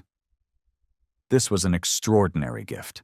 500 works by American artists, assembled by someone with impeccable eye and unlimited resources, given freely to the nation's preeminent art museum. The Metropolitan declined. The museum's director, Edward Robinson, saw no need for a dedicated American collection. European masters remained the priority. He suggested politely that Gertrude's holdings might find a more appropriate home in some regional institution that specialized in American work. The rejection was devastating. Gertrude had spent over 2 decades building this collection. She had supported artists when no one else would. She had created infrastructure that nurtured an entire generation of American creativity. and the Metropolitan Museum considered it unworthy of their floors. She did not argue or plead. She simply built her own museum. The Whitney Museum of American Art opened on November 17, 1931, in a townhouse at 8 West 8th Street in Greenwich Village. The building provided 3 floors of gallery space, a library, and facilities for education programs. American art finally had a permanent institutional home in New York. The opening exhibition included works by living American artists from Gertrude's collection. The message was clear. This institution would support contemporary American artists, not simply preserve historical work. The Whitney would be forward-looking, engaged with the art being made now rather than celebrating what had been made decades earlier. Gertrude funded the museum's operations from her own fortune. No government support, no corporate sponsorship. Her money spent on American art that the establishment had dismissed. She hired Juliana Force as director, a woman with no formal art education but impeccable instincts and boundless energy. The museum outlived her. Gertrude Vanderbilt Whitney died on April 18, 1942, at age 67. She left behind hundreds of sculptures, a collection of over 700 American artworks, and an institution that continues to shape American culture. The Whitney Museum moved to larger buildings as its collection expanded. The second location opened in 1954 on West 54th Street. The third building, designed by Marcel Breuer, opened in 1966 on Madison Avenue. The current building, designed by Renzo Piano, opened in 2015 on Gansevoort Street in the Meatpacking District. It attracts hundreds of thousands of visitors annually. Every exhibition, every educational program, every acquisition continues Gertrude's original vision. American art matters and deserves institutional support comparable to what European art receives. The museum bears her name not as empty vanity, but as recognition of what she actually built. She had taken the same fortune that destroyed her cousin Reggie and transformed it into something permanent. What Reggie wasted on gambling and alcohol, Gertrude invested in artists who had nothing. Both choices reflected character. Both produced consequences that extended far beyond their lifetimes. The Vanderbilt name appears on university buildings and museum walls across America. Most of those honors were purchased with donations. Gertrude earned her legacy differently. She made things with her hands. She recognized talent in others and provided resources to develop it. She created infrastructure that outlasted her. Reggie left behind auction records, gambling debts, and scandal. Gertrude left behind the Whitney Museum. One legacy exists as historical footnote. The other exists as living institution visited by hundreds of thousands of people who experience American art because she made that possible. Both were Vanderbilts, both inherited fortunes built by the same railroad empire. The difference was in what they chose to do with those resources. Gertrude built. Reggie destroyed. The outcomes speak for themselves. 10. The house that understood. What permanence required. Most Vanderbilt properties became parking lots and office towers within 2 generations. One became something else entirely. George Washington Vanderbilt was born on November 14, 1862, the youngest son of William Henry Vanderbilt and the uncle of both Reggie and Alfred. He showed little interest in the railroad business that had made his family wealthy. He preferred books, art, architecture, and languages. By his 20s, he had assembled a library of over 20,000 volumes and could read fluently in 8 languages. His brothers built mansions in New York and Newport to impress society and compete for social position. George had a different vision. He wanted to create something in the wilderness, something that would last longer than fashion or social rivalry. In 1888, George visited Asheville, North Carolina. The mountain air was considered healthful. The Blue Ridge landscape offered beauty that Newport's manicured lawns could never match. He saw possibilities that no one else recognized. He began purchasing land quietly, farm by farm, family by family, until he controlled approximately 125,000 acres. This was an astonishing amount, nearly 200 square miles of mountain forest and farmland. The scale exceeded anything attempted in American private land ownership. Then he hired the best architects and designers available. Richard Morris Hunt had designed the grandest Vanderbilt homes in New York and Newport. George asked him to design something unprecedented, a residence that would rival European palaces but be uniquely American in its integration with the natural landscape. Frederick Law Olmsted, who had created Central Park and pioneered American landscape architecture, would design the grounds and forests. Olmsted brought scientific forestry principles that were nearly unknown in America. The estate would not simply exploit natural resources, but manage them sustainably for future generations. The project consumed 6 years and employed over 1,000 workers. Construction began in 1889. Workers quarried limestone from the estate itself. A private railroad line delivered materials to the building site. Craftsmen came from across America and Europe to execute the designs. The house that emerged contained 250 rooms spread across 4 acres of floor space. The banquet hall ceiling rose 70 feet. A winter garden brought the outdoors inside year-round, with palms and tropical plants growing under a glass roof. The basement contained a swimming pool, a gymnasium, and a bowling alley. Every detail reflected George's scholarly interests and Olmsted's understanding of how buildings should connect to the landscape they inhabited. George named it Biltmore, combining Bilt, the Dutch region from which his family originated, with moor, an Old English word for rolling upland. The name suggested permanence and connection to ancestral roots. The estate opened on Christmas Eve, 1895.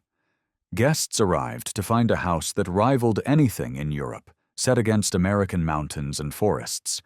But George's ambitions extended beyond impressive architecture. He hired Gifford Pinchot, a young forester trained in Europe, to manage the woodlands scientifically. This was revolutionary. American forests in the 1890s were treated as resources to be exploited until exhausted. The lumber industry clear-cut entire mountainsides, extracted the valuable timber, and moved on. No one replanted.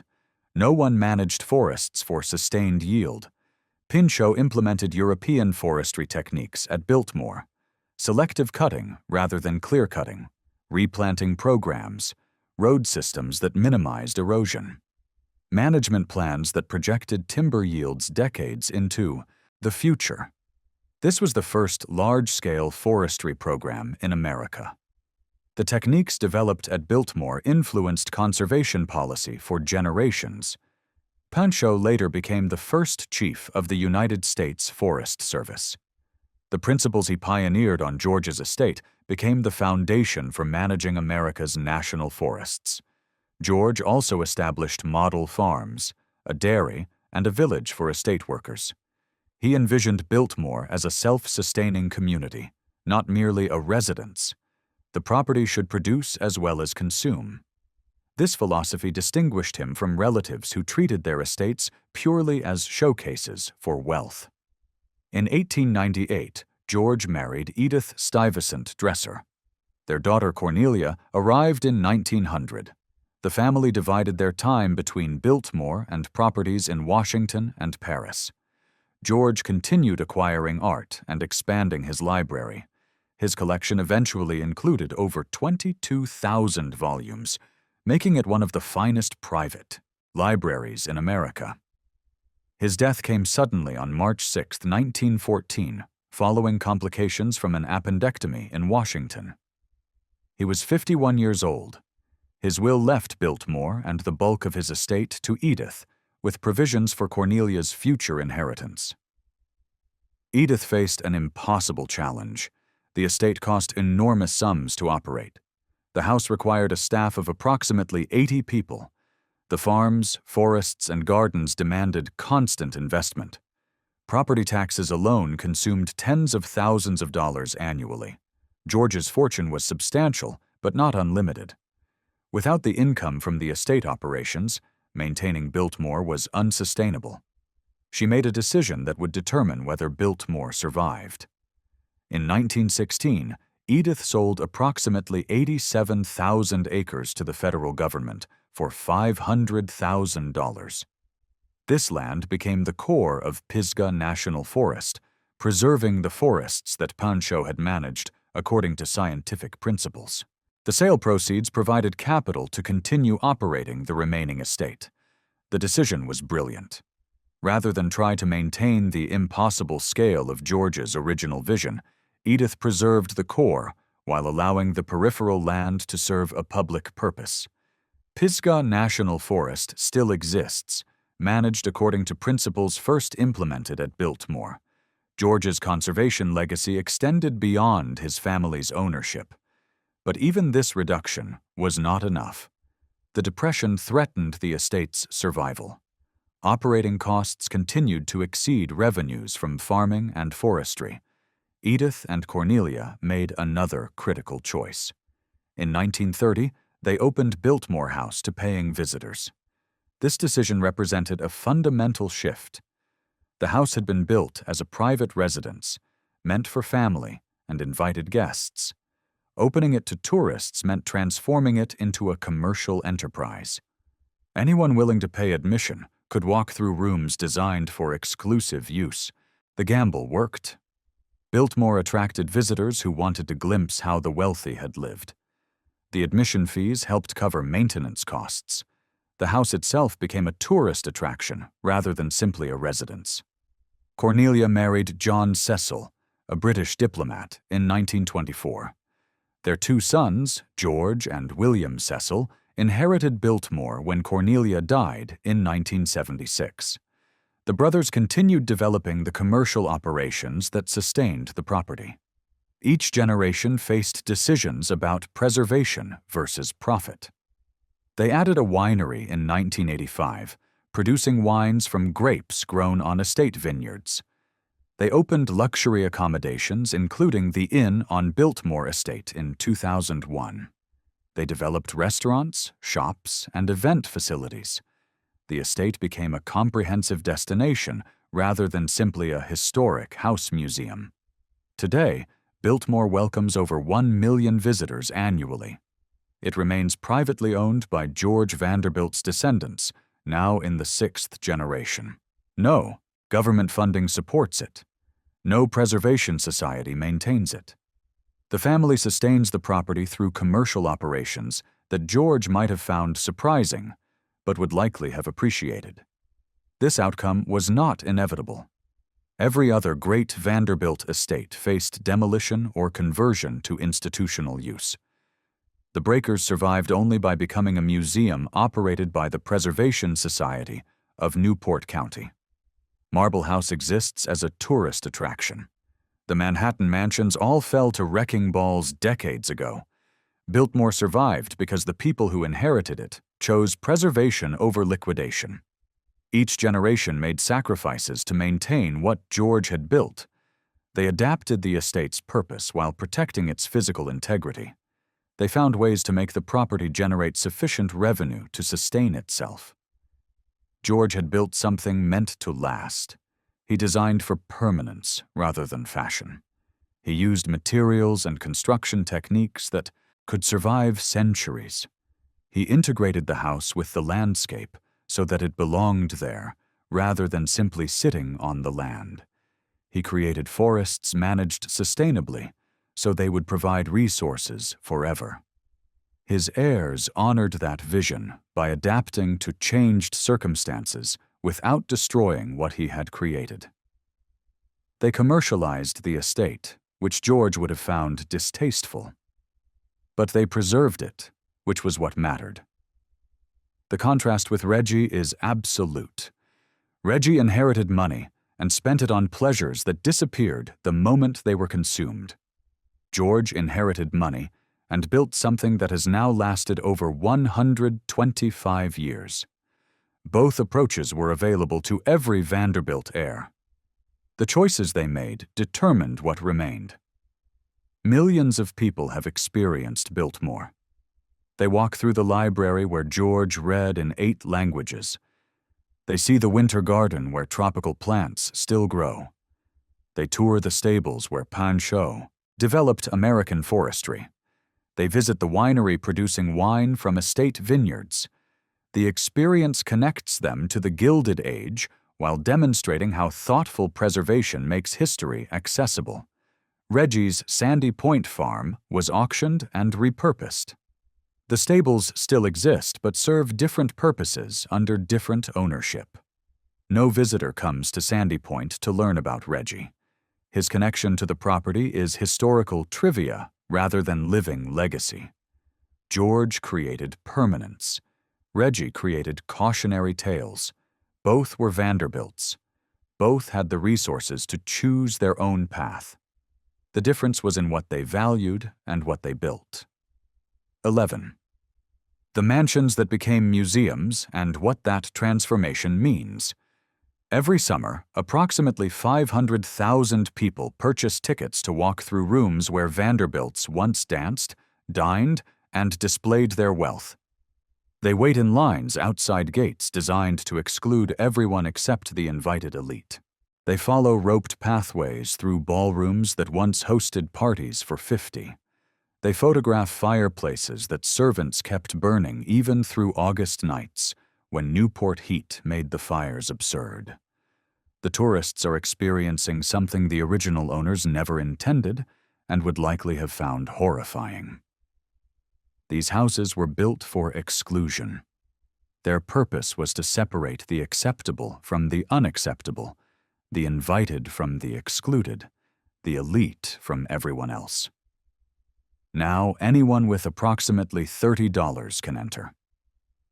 The transformation from private palace to public museum represents one of the strangest inversions of purpose in American architectural history. The Preservation Society of Newport County made this transformation possible. Founded in 1945, the organization began acquiring mansions that families could no longer afford to maintain. The properties had become impossible liabilities. Heating costs alone consumed small fortunes. Staff requirements exceeded what reduced inheritances could support. Property taxes increased as municipal governments recognized that wealthy estates represented taxable resources. Demolition seemed inevitable for most of these houses. The Preservation Society offered an alternative. They would maintain the houses as museums, preserving architectural heritage while generating revenue through admission fees. Families who donated or sold their properties could avoid the guilt of destruction while escaping the burden of ownership. The arrangement benefited everyone except perhaps the original builders, who had never imagined their private palaces would become public attractions. The breakers came first. Countess Gladys Szechenyi, the daughter of Cornelius Vanderbilt III, leased the house to the Preservation Society in 1948. The family retained legal ownership, but transferred operational responsibility. The arrangement allowed the mansion to open for tours while technically remaining in Vanderbilt possession. This fiction satisfied family sensibilities while accomplishing the practical purpose of converting the property into a museum. Visitors encountered something unprecedented. This was not a reconstructed historic site. This was not a period room furnished to approximate how people once lived. This was an actual house where an actual family had lived within recent memory. The silver still bore Vanderbilt monograms. The linens still carried the scent of careful storage. The furniture remained where the family had placed it. Everything was real. The response exceeded expectations. Tourists arrived by the thousands. They wanted to see how the wealthiest Americans had lived during an era that seemed impossibly distant, despite having ended only decades earlier. The Gilded Age was close enough to touch, but foreign enough to fascinate. The breakers provided direct access to that vanished world. Other mansions followed. Marble House, built by William Kissam Vanderbilt for his wife Alva in 1892, joined the Preservation Society's portfolio in 1963. The house had cost $11 million to construct and furnish, approximately $320 million in today's currency.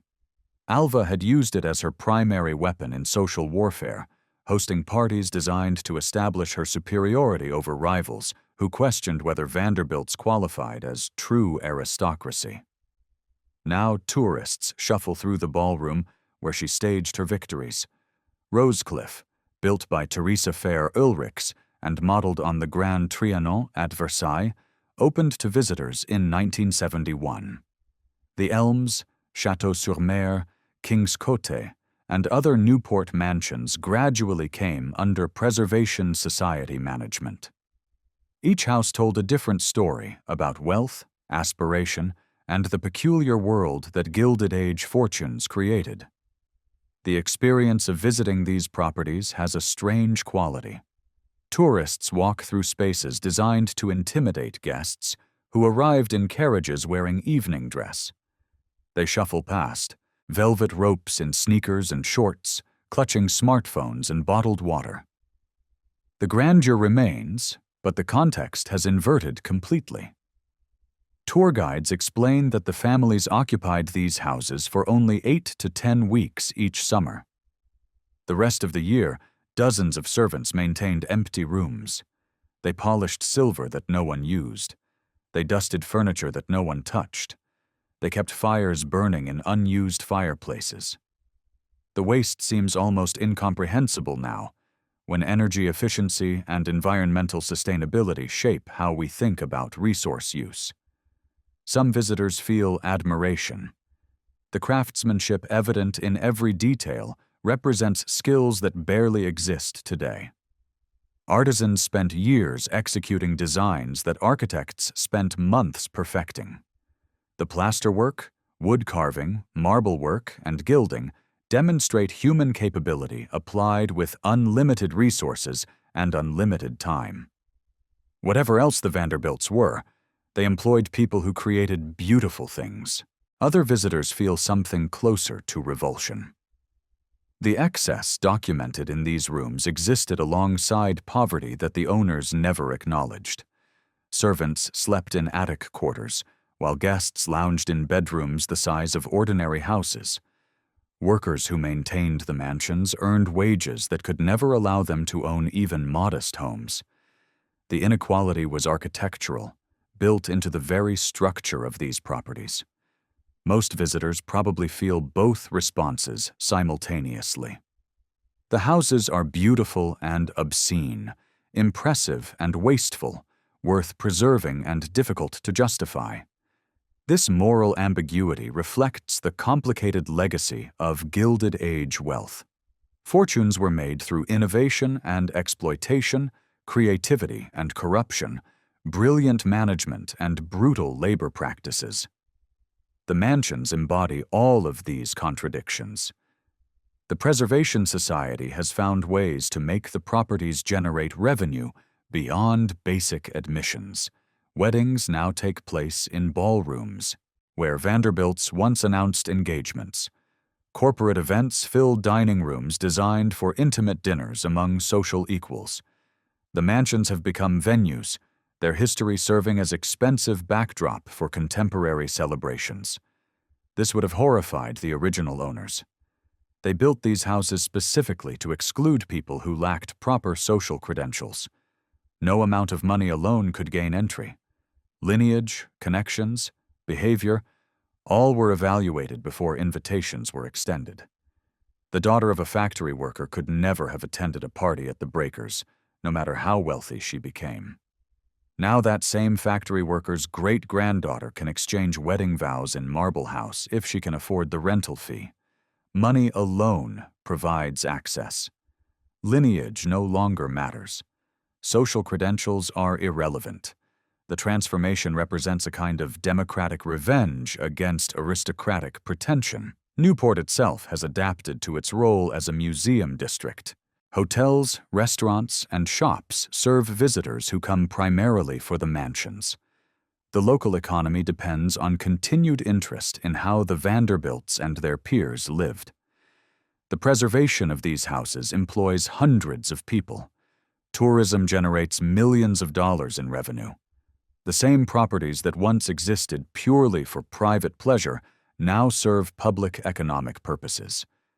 The family members who donated or sold these properties made possible something their ancestors would never have permitted: public access to private spaces, democratic tourism replacing aristocratic exclusion. The transformation took less than a century. The mansions outlasted the fortunes that created them. Reggie never spent much time in Newport high society. He found the rituals tedious. His interests lay elsewhere: card tables, racehorses, bottles of whiskey. But the world he was born into survives in Newport in physical form. Visitors can walk through the breakers where his parents entertained. They can see the rooms where his relatives displayed their wealth and competed for social position. They can experience the Gilded Age performing its most elaborate rituals. The parties ended long ago. The guests are all dead. The servants who maintained these houses have no successors. The social system that justified the extravagance has collapsed. Only the buildings remain, filled now with strangers who pay for the privilege of imagining what it might have been like to belong. The mansions have become monuments to a world that destroyed itself through its own excess. The Vanderbilts built these houses to demonstrate their superiority. Now the houses demonstrate what happens when fortunes are spent on display rather than productive investment. The transformation from symbol of power to tourist attraction represents the final irony of Gilded Age wealth. 12. The pattern that destroyed a dynasty. Reginald Claypoole. Vanderbilt was not an anomaly.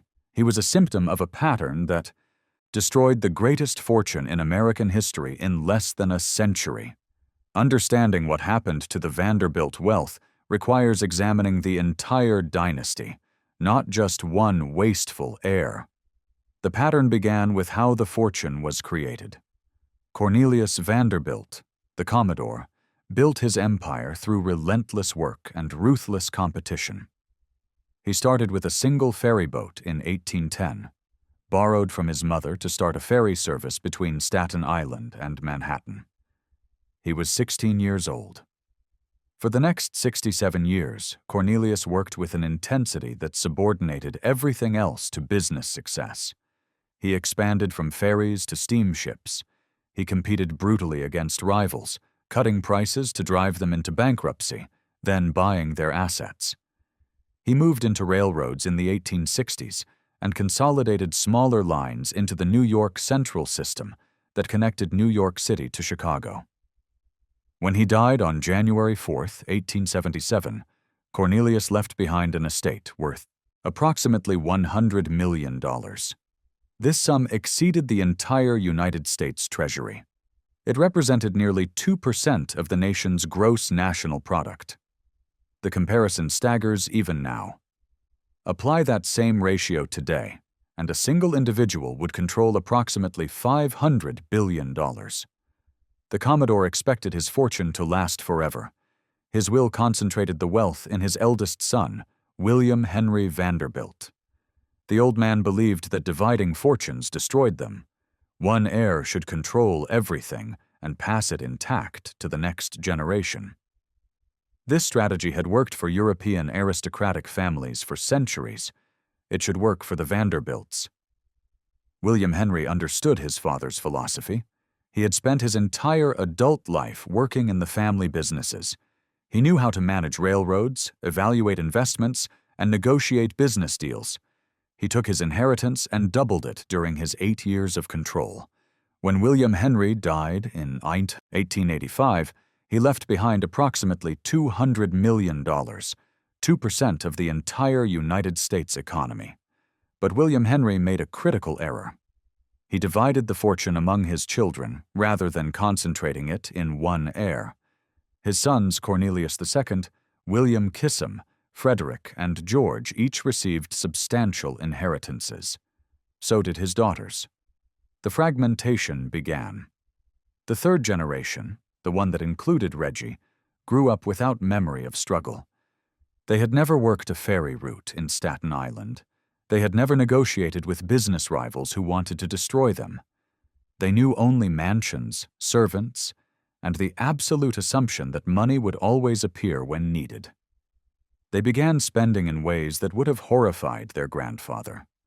The competition focused on social display rather than business accomplishment.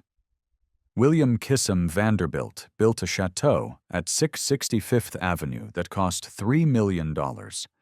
His sister-in-law, Alice Vanderbilt, responded with an even larger mansion at Fort West 57th Street. George Washington Vanderbilt constructed Biltmore in North Carolina, the largest private residence in America, at a cost exceeding $5 million. Each project consumed millions. Each required armies of servants to maintain. The houses generated no income. They simply announced wealth through architectural display. This was spending for conspicuous consumption. Thorstein Veblen would literally invent the term while observing Gilded Age excess. The fourth generation accelerated the decline. Reggie belonged to this cohort. So did dozens of cousins who shared his appetite for luxury without any of their great-grandfather's capacity for creation. They threw parties that cost more than most Americans earned in a decade. They purchased art, yachts, racehorses, and European titles for their daughters who married impoverished aristocrats. They lived as if the fortune was infinite. Meanwhile, the source of their wealth was dying. The New York Central Railroad had made the Vanderbilts rich, but transportation was changing. Automobiles replaced passenger trains for short trips. Trucks competed for freight business. Airlines captured long-distance travelers. The railroad that had seemed invincible in 1880 was struggling by 1930. The family gradually sold their shares in New York Central, converting ownership into cash that funded their lifestyles. By mid-century, no Vanderbilt held a significant position in the company their great-grandfather had built. The railroad became just another corporation, not a family enterprise.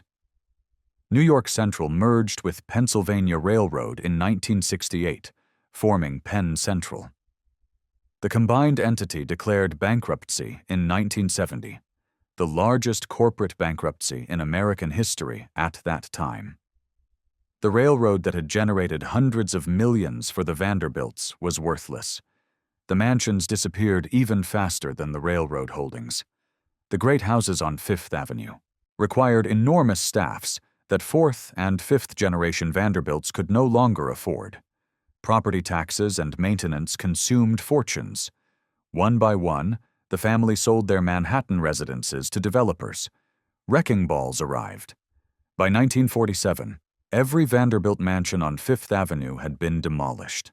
Office buildings and apartment towers rose in their place. The numbers tell the story starkly. Cornelius Vanderbilt died in 1877, leaving $100 million. That fortune grew to $200 million by 1885. Then it began to fragment and decline. By 1920, perhaps $50 million remained in total across all family branches. By 1947, the figure had dropped to perhaps $20 million. By 1970, essentially nothing remained. In 1973, approximately 120 descendants of Cornelius Vanderbilt gathered for a family reunion. Reporters noted a remarkable fact. Not a single attendee was a millionaire. The greatest fortune in American history had evaporated in 4 generations. The dynasty that had once controlled 2% of the entire United States economy produced heirs who held ordinary jobs and worried about ordinary expenses. Anderson Cooper, the CNN journalist and great-great-great-great-grandson of the Commodore, confirmed this reality publicly. His mother, Gloria Vanderbilt, had made clear to him from childhood there was no trust fund. The Vanderbilt name provided recognition and perhaps opened some doors, but it did not provide wealth. He would need to build his own career. Gloria herself had done exactly that with her fashion business in the 1970s and 1980s. What happened? How does $200 million disappear in 90 years? The answer is simple mathematics combined with systematic dysfunction. First, the fortune fragmented. William Henry divided his estate among multiple children. Each of them divided their inheritances further. By the fourth generation, dozens of heirs shared what had once been concentrated in one person. Each branch was wealthy by normal standards, but not by Vanderbilt standards. Second, spending consistently exceeded investment returns. The houses, servants, parties, yachts, and art collections consumed capital rather than generating income. A fortune can sustain this for a while, but not forever. Eventually, the accounts empty. Third, the heirs failed to create new wealth. The Commodore had built the fortune through decades of entrepreneurial effort. His descendants simply spent it. A few, like Alfred and Gertrude, attempted to build businesses or institutions, but most treated their inheritances as incomes to be spent rather than capital to be preserved and grown. Fourth, taxes accelerated the decline. The federal estate tax, introduced in 1916, began claiming substantial portions of wealth at each generational transfer. State inheritance taxes added additional burden. By mid-century, transferring wealth between generations meant losing 40 to 50% to taxation. This made it mathematically impossible to maintain dynastic wealth without either generating enormous new wealth or dramatically reducing spending. Fifth, the economic landscape changed. Railroads declined. The industrial economy that had created Gilded Age fortunes transformed into something different. The Vanderbilts failed to adapt. They rode the railroad industry down instead of diversifying into emerging sectors that might have rebuilt their wealth. The Vanderbilt decline was not unique. Most Gilded Age fortunes disappeared similarly. The Astors lost their real estate empire. The Morgans fragmented their banking dynasty. The Rockefellers survived only because John D. Rockefeller Sr. created trust structures that protected wealth from profligate heirs, and because successive generations included members like David Rockefeller, who built serious careers. Reggie's story fits this larger pattern precisely. He did not destroy the family fortune alone. He participated in a collective failure that spanned generations, spending without earning, assuming wealth required no maintenance, confusing inheritance with accomplishment. But he did his part enthusiastically. $7,400,000 in 1899 should have generated approximately $300,000 annually in conservative investment income. Over 26 years, that income alone would have totaled nearly $8 million, more than his original inheritance. With even modest reinvestment, he should have died leaving $10 to $15 million. Instead, he left $5 million in trust that he had established years earlier, plus properties that consumed more than they generated. The rest had disappeared into casino drawers, racetrack losses, property expenses, and the costs of maintaining a lifestyle that his income could not support. The Commodore had built an empire through 7 decades of relentless labor. His descendants dismantled it in less time than he had spent constructing it. The curse was not supernatural. It was simply mathematics. Spend more than you earn, generation after generation, and eventually the account's empty. No fortune survives heirs who treat wealth as inexhaustible. The Vanderbilts learned this lesson too late. By the time they understood, there was nothing left to save. 13. What he left behind and why it matters. Reginald Claypoole. Vanderbilt lived 45 years. He left behind 2 daughters, 2 ex-wives, and a cautionary tale that outlasted everything else. He built nothing permanent. He created no institution that bore his name. He wrote no books, started no companies, founded no charities that survived him. His life's work consisted of spending money other men had earned. His youngest daughter proved that the Vanderbilt name did not determine the outcome. Gloria Vanderbilt transformed herself across 9 decades. She survived the trauma of the custody trial. She endured 4 marriages, including one to conductor Leopold Stokowski when she was 21 and he was 63. She apparently inherited her father's talent for inappropriate age gap relationships. She worked as an actress in the 1950s, appearing on stage and early television. She painted and exhibited her art in galleries that showed her work on merit. She wrote poetry and published memoirs that revealed the loneliness of her privileged childhood. She designed fabrics that caught the attention of fashion industry executives. In 1976, Gloria launched a fashion business that made her independently wealthy. Her designer jeans became iconic in the late 1970s and early 1980s. The distinctive swan logo appeared on back pockets across America. She licensed her name for fragrances, home goods, and accessories. The business generated millions of dollars annually, wealth she earned herself rather than inherited. Her financial success mattered beyond the money. It represented independence from the family dysfunction that had defined her childhood. She had been the poor little rich girl whose custody generated headlines. She had been the Vanderbilt heiress fought over in court. She transformed herself into a businesswoman whose accomplishments belonged to her alone. Her son, Anderson Cooper, later confirmed what she had taught him. "My mom made it clear to me that there's no trust fund. There's none of that." The Vanderbilt wealth that had once been the largest fortune in America was gone. He would need to build his own career without financial cushion. Gloria expected him to work, achieve, and create his own legacy. Cooper did exactly that. He became a war correspondent covering conflicts in Bosnia, Rwanda, and Somalia. He built a career as a serious journalist before transitioning to television news. His success came through talent and relentless work ethic, not inherited wealth or family connections. The Vanderbilt name provided recognition, but not money. The contrast with Reggie is absolute. Reggie inherited everything and built nothing. Gloria inherited trauma and built a successful career. Reggie wasted opportunities that most Americans could never imagine having. Gloria created opportunities from circumstances that would have destroyed weaker people. The pattern extends across the entire family.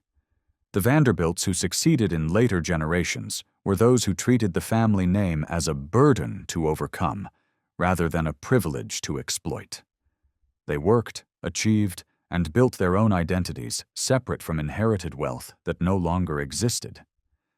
The ones who failed were those who believed the name itself meant something, who expected doors to open automatically, who assumed wealth would always be available. They discovered too late that the fortune was gone, and the name without money was just a name. Reggie belongs firmly in the second category. He treated his inheritance as infinite. He assumed his last name guaranteed permanent status. He never understood that wealth requires stewardship, or that fortunes disappear when heirs consume without creating. The mansions in Newport now welcome tourists who pay to walk through rooms where Reggie's parents entertained. Biltmore sells wine and hosts weddings in spaces his Uncle George designed. The Whitney Museum hangs art that his cousin Gertrude collected. These institutions survive because someone decided to build rather than merely spend. Reggie's legacy is different. It exists in warnings about what happens when unlimited resources meet unlimited appetite. It survives in case studies about dynastic decline. It persists in the fundamental truth that no amount of inherited money can compensate for absent character. His story matters because it demonstrates what wealth cannot buy. Reggie had every advantage: education, health, social position, and millions of dollars. None of it was sufficient. He gambled away the money. He drank away his health. He alienated his family. He died broke at 45, leaving children who suffered from his choices. The tragedy is that he had capabilities.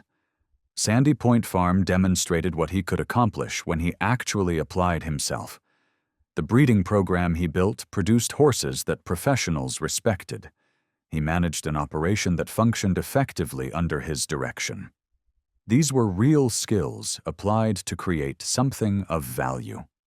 If he had applied that same focus to managing his inheritance, or building a business, or creating anything meant to last beyond his own pleasure, the outcome would have been different. But he didn't. He chose cards over horses, whiskey over work, immediate gratification over long-term accomplishment. His brother Alfred chose differently.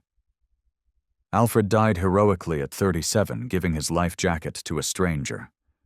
Reggie died pathetically at 45, after years of warnings from doctors he ignored. Both men faced their endings. The difference was in what they had done with the years before. His cousin, Gertrude, chose differently. Gertrude transformed inherited wealth into an institution that still shapes American culture 90 years after her death. The Whitney Museum exists because she decided to build something permanent rather than just enjoy her privilege. His uncle George chose differently. George created an estate that has now lasted over 125 years and welcomes over 1 million visitors annually. Biltmore survives because he built something designed to endure. Reggie chose to spend. That choice was available. Perhaps it was even the easiest choice. Building requires sustained effort. Preservation requires discipline. Creation demands sacrifice. Spending requires nothing except appetite and opportunity. He had opportunity in quantities that most people never glimpse. He squandered it comprehensively. That was his choice and his legacy. The name Vanderbilt still carries recognition. It appears on university buildings and museum walls. But the fortune that made it famous disappeared within 4 generations. Only the warnings remain. And the stories we tell about what went wrong. Reginald Claypoole Vanderbilt is not remembered for what he built. He is remembered as an example of what happens when inheritance meets indulgence, when privilege encounters purposelessness, when wealth confronts weakness of character. The mathematics were always simple. Spend more than you earn, and eventually the money runs out. Treat wealth as infinite, and discover it is finite. Assume your name alone means something, and learn that names without substance are just sounds. Reggie learned none of these lessons in time to matter. Perhaps he never could have. Perhaps the combination of unlimited resources and fundamental weakness made his destruction inevitable.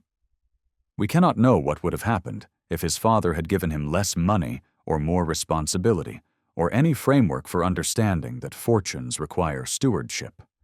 What we know is what happened. A man born with every advantage died, leaving almost nothing. His daughters grew up in the shadow of his failures. His name survives primarily as a cautionary tale. That is his legacy. That is what remains when the money is gone, the mansions are demolished, and only the warnings endure.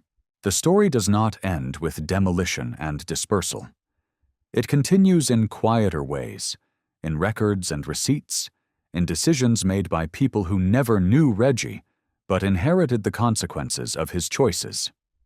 The trust fund established for little Gloria became a legal battlefield long after her father's death. Trustees controlled the money. They decided what qualified as appropriate expenditure. They scrutinized every request from Gloria Morgan, questioning whether expenses served the child or the mother's lifestyle. Court records from the 1930s reveal arguments over clothing allowances, travel costs, educational expenses. Each item required justification. Each purchase faced review by lawyers who had never met either Gloria but held power over their finances. The child's money paid for her mother's battles. Legal fees consumed portions of the trust that might have grown through investment. Accountants billed for their oversight. The machinery designed to protect wealth became its own expense category. This was another cost Reggie never calculated. A man who signed markers for hundreds of thousands without hesitation had created a financial structure that would nickel and dime his daughter and widow for decades. The pattern repeated across Vanderbilt branches. Wealth that seemed inexhaustible proved surprisingly fragile when distributed across generations. Each division reduced the principal.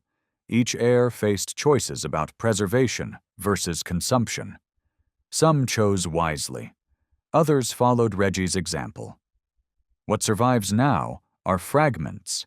The museums in Newport attract visitors who wonder at excess they can barely imagine. Biltmore continues because one family chose stewardship over liquidation.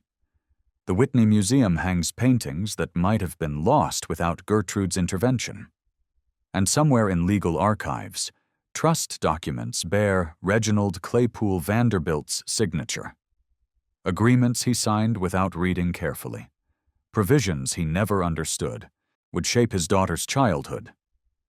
The fortune built by the Commodore through ruthless calculation was scattered by descendants who never learned his most important lesson. Wealth requires constant effort to maintain. It does not preserve itself. Reggie lived as if the money would never end. He was wrong.